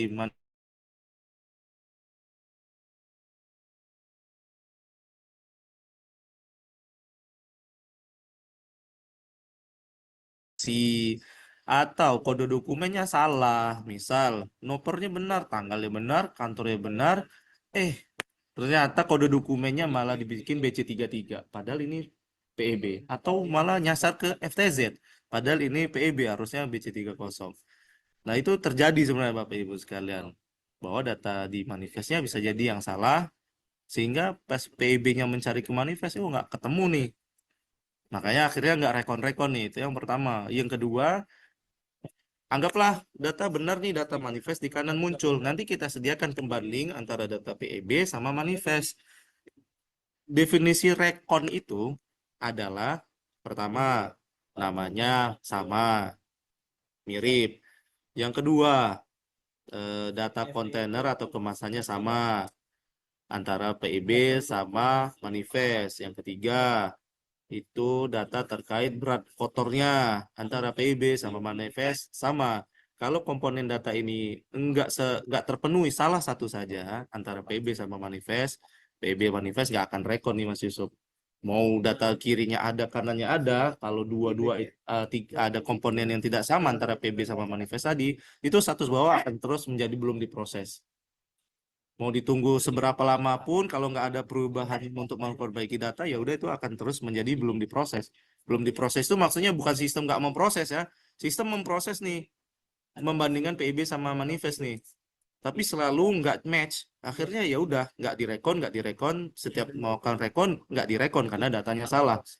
Bukan berarti tidak diproses sistem, ya udah biarin aja gitu, bukan, belum diproses ini setiap PIB sama manifest dicoba sistem rekon kan, ini datanya nggak sama nih, ya nggak bisa. Seperti itu. Belum diproses, maksudnya seperti itu, bukan sistem mengabaikan Mas Yusuf ini, Mas Yusuf kita. Takutnya salah persepsi ya dengan kata-katanya belum diproses. Kayaknya seolah-olah kayak sistem, oh sistem kok ngebiarin ya. Oh enggak, bukan sistem ngebiarin, tapi sistem mencoba merekonkan ada data yang tidak sama.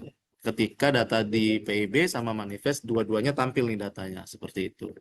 Sudah kita berikan fitur ini biar Bapak Ibu nggak perlu harus laporan-laporan dulu nih. Kenapa sih PIB gua nggak rekod nih sama manifestnya? Udah bisa cek sendiri nih. Sudah kita kasih komponen apa yang dilakukan pengecekan, pastiin aja kiri kanan sama. Gitu. Kalau kiri kanan sama, seharusnya nanti otomatisnya by sistem. Nggak perlu lagi Bapak Ibu harus ke kantor pelayanan, ngajuin permohonan buat rekon manual. Sehingga ada tumpukan load, nanti harus rekon manual, ya itu makin lama lagi. Kalau ada yang salah, bisa di break eh, pusat pengerjanya sehingga nggak harus ke rekon manual tapi diperbaiki data yang salah. Karena kalau semuanya diajukan ke pengajuan penutupan manual nih Mas Yusuf, wah numpuk nanti. Akhirnya Bapak Ibu juga nih yang kelamaan nanti nunggu proses rekon manualnya gitu. Karena load pekerjaannya nanti di kantor pelayanan jadi menumpuk tuh karena eh, mau nggak mau namanya manusia yang melakukan validasi, mereka butuh waktu untuk ngecek data, ngeksekusi seperti itu. Tapi kalau emang Bapak Ibu udah memvalidasi sendiri datanya dan Bapak Ibu bisa bergerak selain harus ngajuin manual ke kantor pelayanan, ya insya Allah terurai itu pekerjaannya yang sehingga prosesnya lebih cepat. Itu fungsinya menu ini, Mas Yusuf.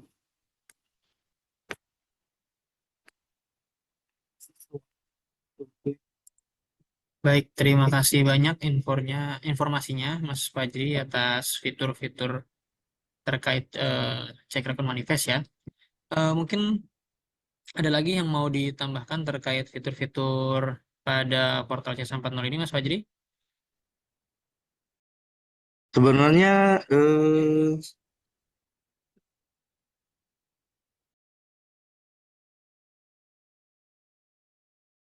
Atau sudah sudah cukup? hmm,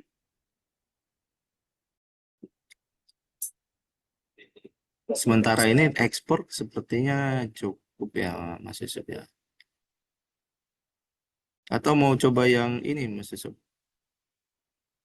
Sebenarnya kalau perbaikan PEB juga formnya eh, sama persis sih kalau dari kolom-kolom pengisiannya ya. Nggak ada perbedaan ketika waktu membuat dokumen. Dari metode pengisiannya juga sama, karena nanti boleh atau tidaknya dilakukan divalidasi sama di petugas nih, Mas Yusuf. Perubahan datanya sebenarnya bukan dari sisi portal yang dibatasin, tapi dari sisi validasi dan petugas nanti yang mengecek boleh nggak sih ini dirubah seperti itu. Kalau dari form sih sebenarnya sama ya, antara pembuatan sama perubahan.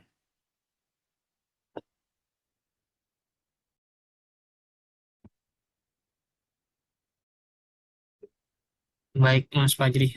Mungkin Bapak dan Ibu sekalian dari kami berdua terkait penjelasan atau pemaparan melalui PowerPoint dan juga demonstrasi terkait pembuatan dokumen PIB melalui portal Jasa 40 sudah cukup ya dan sudah selesai gitu ya. Mungkin setelah ini kita menuju ke sesi tanya jawab kali ya Mas Fajri ya.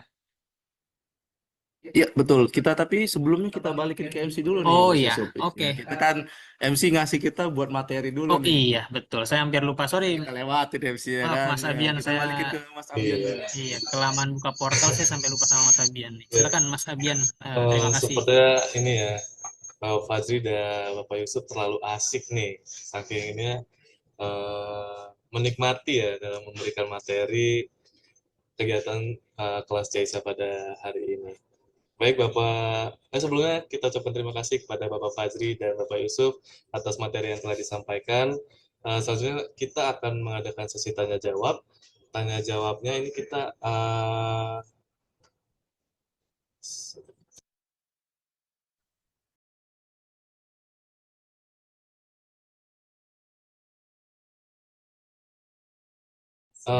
kita sudah menyisir pertanyaan-pertanyaan melalui kolom chat ya Bapak Ibu agar lebih tertata. Jadi kita sudah kumpulkan pertanyaan-pertanyaan yang dari kolom chat. Mungkin Pak Fazri dan Pak Yusuf bisa mengakses spreadsheet-nya yang pertanyaan-pertanyaan sudah dikumpulkan dan silakan jawab. Untuk sesi tanya jawab ini kita batasi 5 pertanyaan ya Bapak Ibu.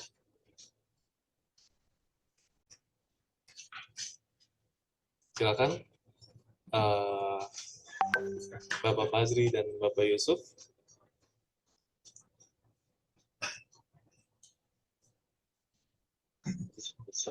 Baik, Mas Abian.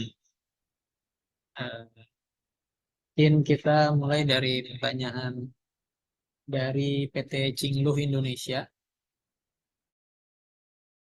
Update ke kurs terbaru sebelum submit dokumen gitu ya.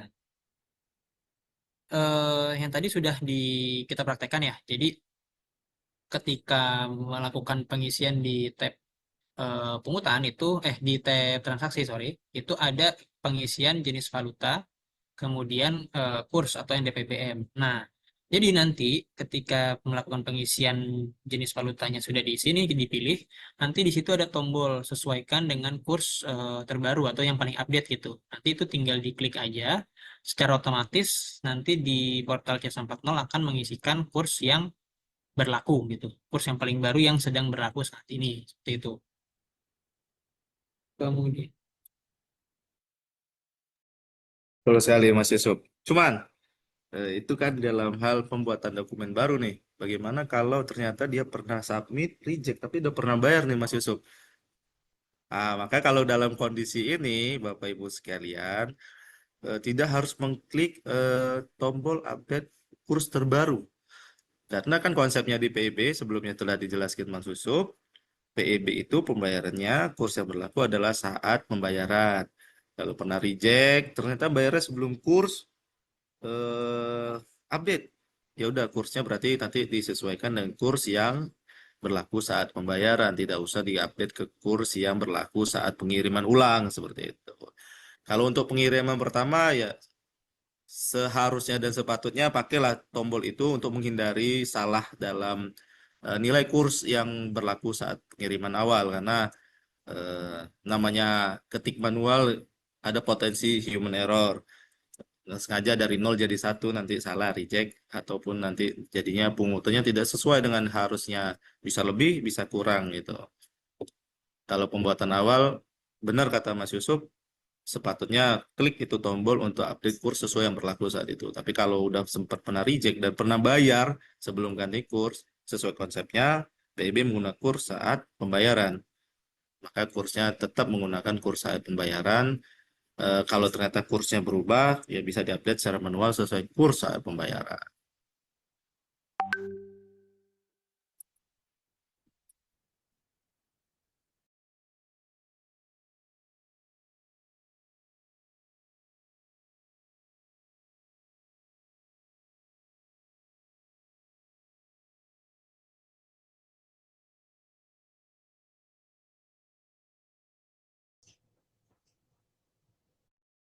Baik, eh, Pertanyaan berikutnya dari perusahaan yang sama mungkin Mas Yusuf ya, ada nggak keterangan apabila dokumen telah dinotul atau di BCF selain respon notul seperti halnya versi modul?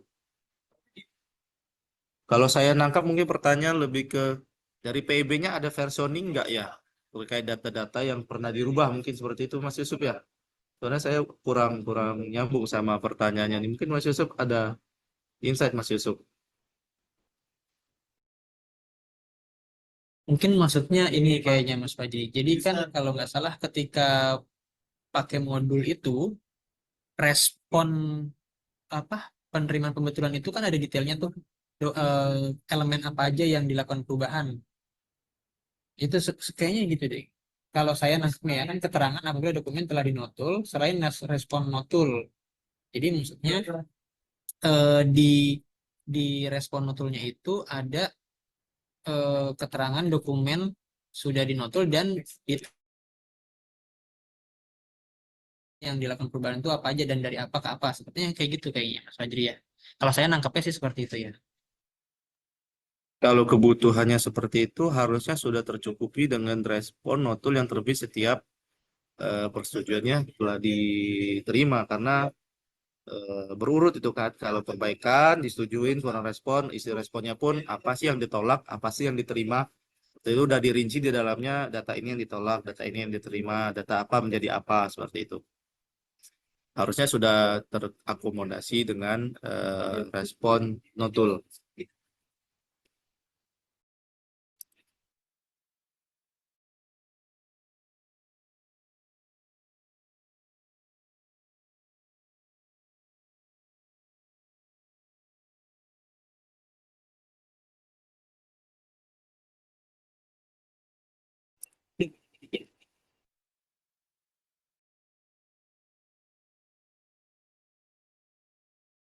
Gimana kalau gini Mas Yusuf yang kita kalau bingung pertanyaannya, kita kan kadang apa yang disampaikan bingung juga nih maksudnya. Mas MC Abian. Halo Mas Abian. siap. Suaranya belum muncul Mas Abian. Halo, halo. Apakah suara saya sudah masuk? Kita boleh nggak manggil yang bertanya ini kalau kita nggak ngerti pertanyaannya. Oh Jadi ya, saya ada pertanyaan nih, tapi kita nggak ngerti nih maksudnya. Kita panggil, dari jadi kita panggil yang kita butuhkan gitu. ya Biar nanti bisa tersampaikan bisa informasi yang emang dipertanyakan. Nanti teman-teman yang lain juga paham apa yang dimaksud dan dapat ilmunya seperti itu, Mas Abiat. Ya, bisa Ini bisa pertanyaannya dari Pak Fazri dari Bapak mana? Ori ya, dari PT Cingluk Indonesia. PT Bapak siapa?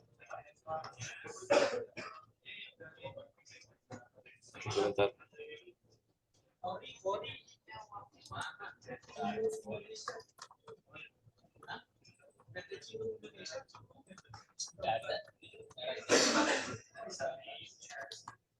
Cilung CHILU CI Ya, PT Cingluh CHINGLUH atas nama sepertinya Bapak atau Ibu Pori ini. Kori. Sepertinya sudah tidak bergabung akun tersebut. Wah, ya udah. Kalau gitu kita skip ke selanjutnya berarti ya.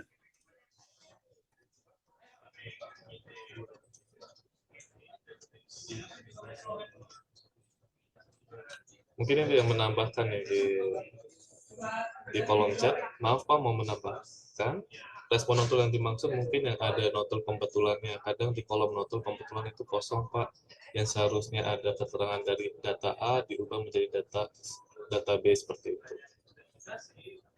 Oh, ya.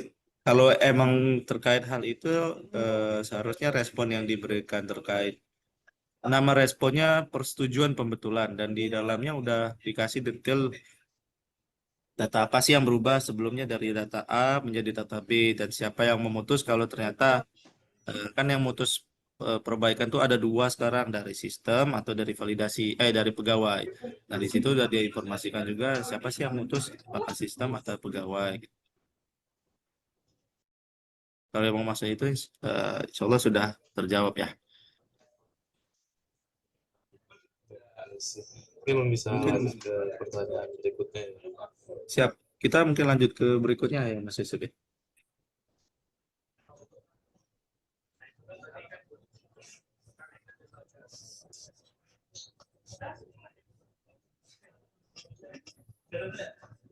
Atau kita mau kasih kesempatan nih Pak Yusuf, Pak Fazri ke teman-teman yang sudah raise hand, gimana? Boleh kita ngikutin MC aja mungkin ya alur acara aja mau seperti apa. Boleh mungkin kita kasih kesempatan teman-teman yang udah raise hand ini biar bisa eh, ngomong langsung nih pertanyaan. Bapak Abdullah dari Akebono Break Astra, silakan. Pak, itu Ya, raise hand. Pak. Iya, Terima kasih. Jelas nggak Pak suara Pak? jelas sekali Pak. Nah, saya nyalain video dulu Pak, biar kelihatan gantengnya. Biar kelihatan dulu Pak. Tapi gantinya Belum jangan muncul, Pak. ngalahin Oh, belum kegantengan muncul ya? Pak Yusuf Aduh, dan Pak Fajri ya Pak. gimana? Di sini sudah. Ya Pak. Assalamualaikum warahmatullahi wabarakatuh. Waalaikumsalam warahmatullahi Terima kasih atas sosialisasinya pada hari ini terkait PEB ya Pak. Kita segini Pak, langsung tunggu saja Pak, karena sudah jam 11. Biar dapat kesempatan yang lainnya. Kita sering notul Pak. Sering notul. PB karena kan terkait dengan kuantiti, kemudian terkait dengan kualitas barang, kemudian terkait dengan nomor kontainer, gitu. Yang kita ingin tanyakan dulu waktu pertama kali sosialisasi CESA terkait PB itu ada fasilitas kalau tidak salah ya, fasilitas untuk notul pertama kali.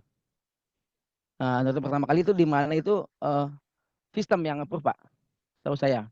Gitu. Barulah notul kedua, barulah pejabat bea cukai yang approval notul tersebut jika ada notul yang kedua kali.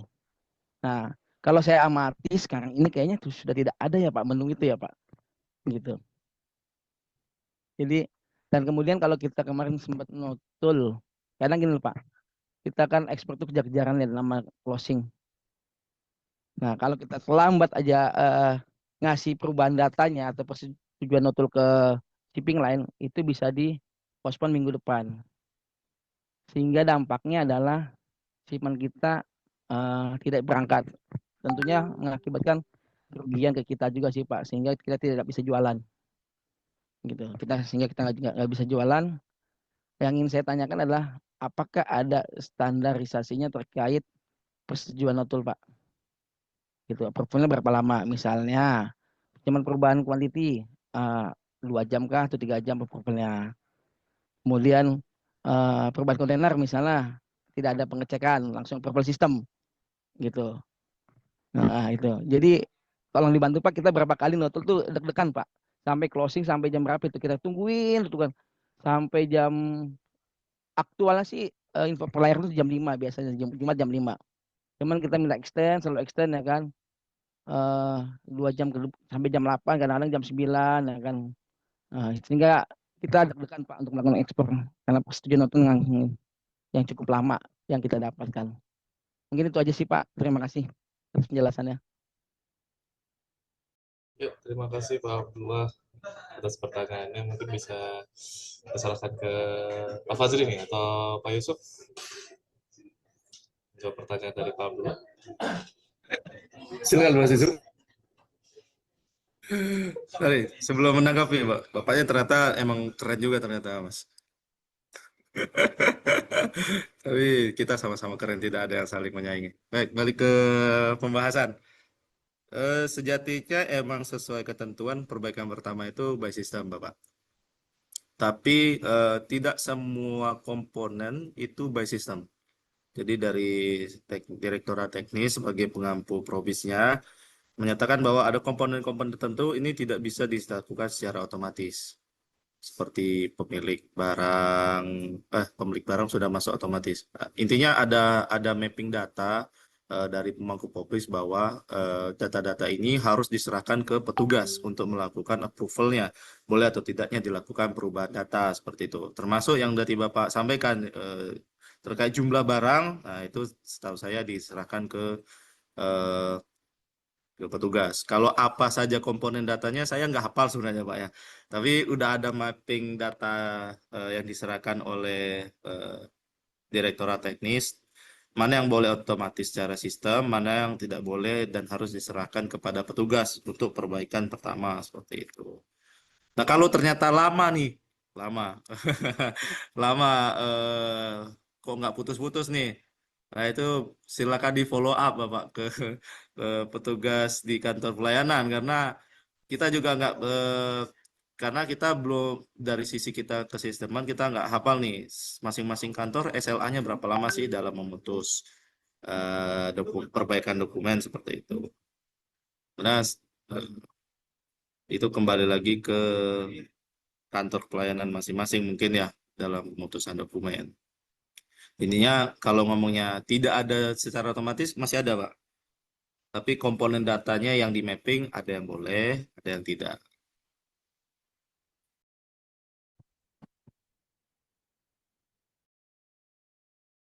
Mas Yusuf ada tambah atau dari Pak Abdullah ya? Pak Abdullah ada yang ingin dikomentari dulu Pak.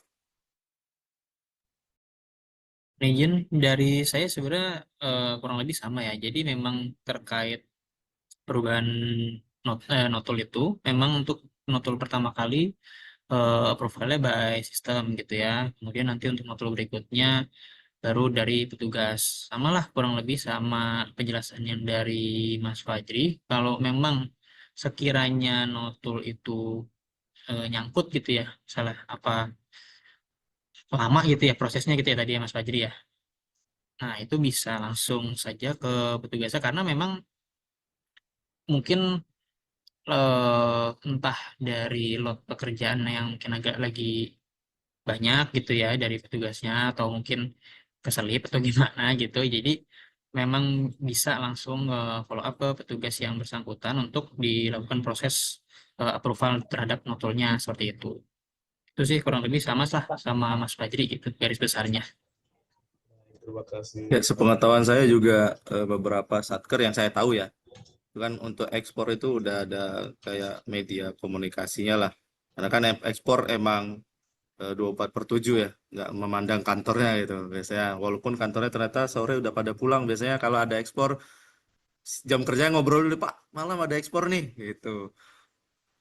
termasuk nanti buat mutus kalau ada perubahan juga kan biasanya kalau kantor-kantor yang nggak memang di kantornya nggak defaultnya 247 biasanya by komunikasi dan seharusnya setahu saya ada wadah komunikasi untuk follow up kalau ternyata ada kendala gitu dalam ekspornya. Tapi ini sebatas pengetahuan saya Bapak ya. Lagi emang kalau emang mau terkait pemutusannya kok lama ya konsultasinya baiknya ke kantor pelayanan setempat, tempat kantornya terdaftar. Terima kasih Pak Fazri, Pak Yusuf sudah menjawab pertanyaan dari Pak Abdullah. Pak Abdullah gimana? Sudah cukup jelas jawaban dari Pak Fazri dan Pak Yusuf?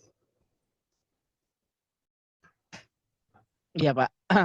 Nah, sebetulnya ini kan terkait kantor pelayanan ya. Mungkin nanti kita langkah baiknya pada saat sesi ini diundang juga kantor pelayanannya PC-nya. Jadi bisa langsung ngasih jawaban yang real dengan aktual lapangan. Gitu loh, Pak. Baik, terima kasih. Gitu. Karena Terima Pak kasih mungkin Pak. ke depannya Ya, kita ya itu aja sih Pak. jadi Iya. masukan. Iya, karena Terima kasih ya yang Pak. kita alami ya hampir tidak sama lah Pak intinya. Gitu. Kasih Pak. Terima kasih Pak Abdullah. Baik, Bapak Ibu, mengingat terbatasnya waktu kita ya, ini sudah pukul 11.10, mungkin kita batasi satu pertanyaan lagi nih dari yang sudah raise hand. Ini pertanyaan terakhir kita berikan ke Pak Tri dari PT KAI. Silahkan menyampaikan pertanyaan yang ditanyakan. Selamat siang, Bapak-Bapak, Pak Yusuf, Pak Fajri, sama Pak Abian. Terima kasih atas waktunya. Ya Pak, kita bergerak di bidang barang curah, Pak. Ya, mau tanya Pak izin. Tadi kan di awal Pak Fajri sama Pak Yusuf sudah jelaskan terkait masalah pendaftaran pertama kali, Pak ya. Itu ada syaratnya NIDKU sama NIB. Yang saya tanyakan, Pak, setelah punya NIK, NIDKU sama NIB itu apakah perlu diuji eksistensi, Pak? Ini untuk pertama kalinya kita mau ekspor. Itu yang pertama, Pak. Yang kedua, eh, misalkan ada kendala di sistem ya, Pak, di sistem CSA.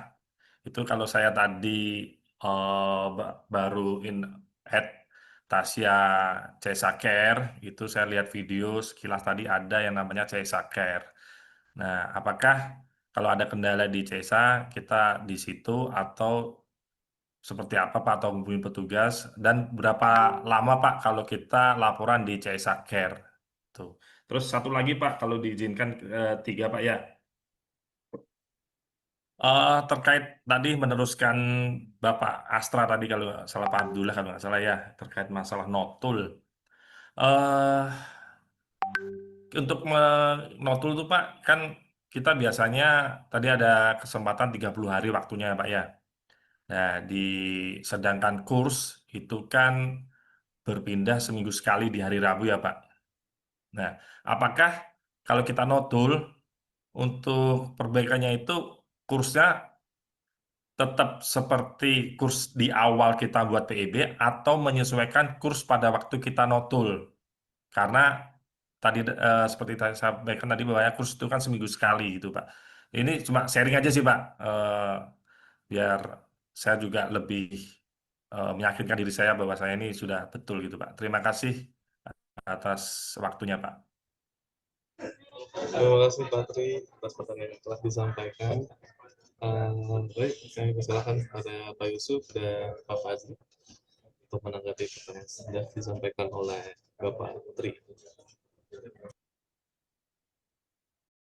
Ya, baik. Terima kasih Mas Abian.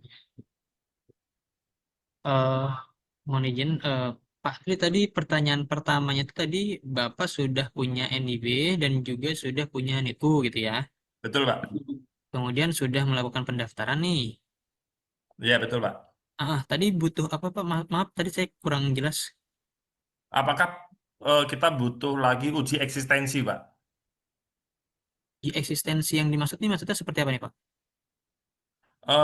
Ya apa Pak kayak Perusahaan semacam cek lapangan atau seperti apa Oh. bahwasanya memang ada kantornya, memang ada mesin ATK-nya dan sebagainya gitu mungkin Pak. Kalau untuk sebagai eksportir Ini dan kita maaf Pak, pendaftaran port, ini siap? kita misalkan mau ekspor pertama kali ya Pak ya, kita mau pendaftaran pertama kali gitu, sudah punya NITKU dan NIB, apakah perlu adanya uji eksistensi gitu Pak? Kalau dari sisi kesisteman Pak ya, nggak ada dilakukan uji eksistensi. Jadi uji eksistensinya berdasarkan data tadi Pak. Kita uji eksistensinya berdasarkan data NPWP atau NITKU dan NIB-nya tadi kita lakukan validasi ke data yang ada di pajak dan ada di OSS. Gitu, Pak. Kalau dari sisi pendaftaran dan pembuatan PEB-nya. Kalau dulu mungkin ya waktu masih zamannya NIK mungkin ya. Jadi keterlibatan NIK ada uji eksistensi dulu tuh ada penglap cek lapangan gitu. Kalau untuk yang di C440 dalam hal ini untuk pembuatan PB Pak ya, lingkupnya dulu pembuatan PB dan pendaftaran portal, uji eksistensinya sudah menggunakan data yang disediakan oleh pajak dan data yang disediakan oleh OSS dalam hal NIB. Kita udah integrasi seperti itu Pak. Karena kan uji eksistensinya udah diserahkan kepada penerbitan NIB itu Pak. Dari ngisi ada SIUK segala macam dilampirkan di NIB itu kan. Jadi kita berdasarkan data uji eksistensi NIB, kita menerima data bahwa perusahaan itu udah dinyatakan ada eksistensinya dan punya akses kepabeanan gitu. Kalau ngomongnya uji eksistensinya nggak di portal kita lagi seperti itu Pak. Baik Pak Fadri. Terus Ini terkait jasa care. Jadi kalau Bapak ada kendala, Pak, kita berharapnya gini, Pak, stepnya. Bapak punya kendala nih. Yang pertama, kenapa kita arahkan untuk follow Tasya Cesa Care? Karena kita berharapnya semua isu selesaikan dahulu dengan adanya konten di Tasya Cesa Care. Jadi namanya ngelapor insiden, Pak ya, pasti ada antrian kan. Makanya kita berharap kita intenskan Tasya Cesa Care, memberitahukan bahwa ini loh tips-tipsnya kalau ada kendala. Nah, ketika nggak ada di sana kontennya, misalnya belum kita bikin terkait isu yang Bapak hadapi, nah bisa di follow up baru menggunakan ticketing di Cesaker seperti itu, Pak. Berapa lama sih pengerjaan di Cesaker? Kita mempunyai komitmen untuk mengerjakan satu tiket itu maksimal 1 jam setelah tiket diketahui oleh tim layer 1. Jadi kan kita ada layering nih Pak. Layering, tim layer 1 itu sudah memiliki SOP pengerjaan. Jadi kalau ada SOP pengerjaan, waktunya diberikan 1 jam pengerjaan. Kecuali isu-isu yang belum punya SOP, misal isu unik baru, sehingga ini harus diteliti lebih lanjut dan harus punya analisa mendalam lah. Nah ini butuh waktu yang lebih untuk mengetahui isunya kenapa, sehingga prosesnya bakal lebih dari 1 jam seperti itu. Yang terakhir tadi terkait notul Pak ya, kurs ya. Betul Pak. Jadi Apakah kalau notul itu kursnya menyesuaikan PEB awal atau PEB yang terbaru Pak? Karena kan kurs kan seminggu sekali ya. Ini saya mau memastikan aja sih Bapak.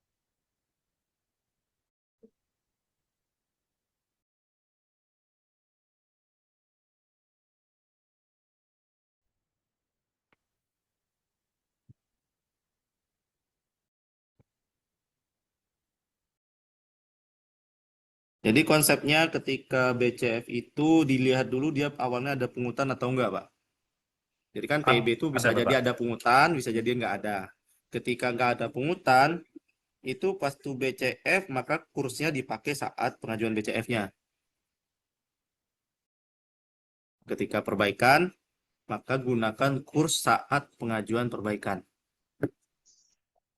Oh, berarti Kalau dia enggak ada pungutan. ya. Tapi kalau dia ada pungutan, maka kurs yang dipakai adalah kurs yang berlaku saat pelunasan billing. Siap, siap. Gitu. Siap. Ini Terima kasih. dalam hal konteksnya notul Pak ya. Kalau Ya. nggak ada pungutan awalnya, nggak ada pungutan berarti pakai kurs saat Rabu nih ngajuinnya, berarti kan udah kurs baru ya pakai kurs Rabu itu berarti. Jadi Siap. kalau ada billing, ada pungutan, berarti saat pelunasan pungutannya, saat pelunasan billing. Siap, siap. Pak, Terima kasih alamatnya ilmunya alamat sama mana? Pak Yusuf, Pak Abian. Iya, gua alamat mana? Terima kasih Pak Yusuf.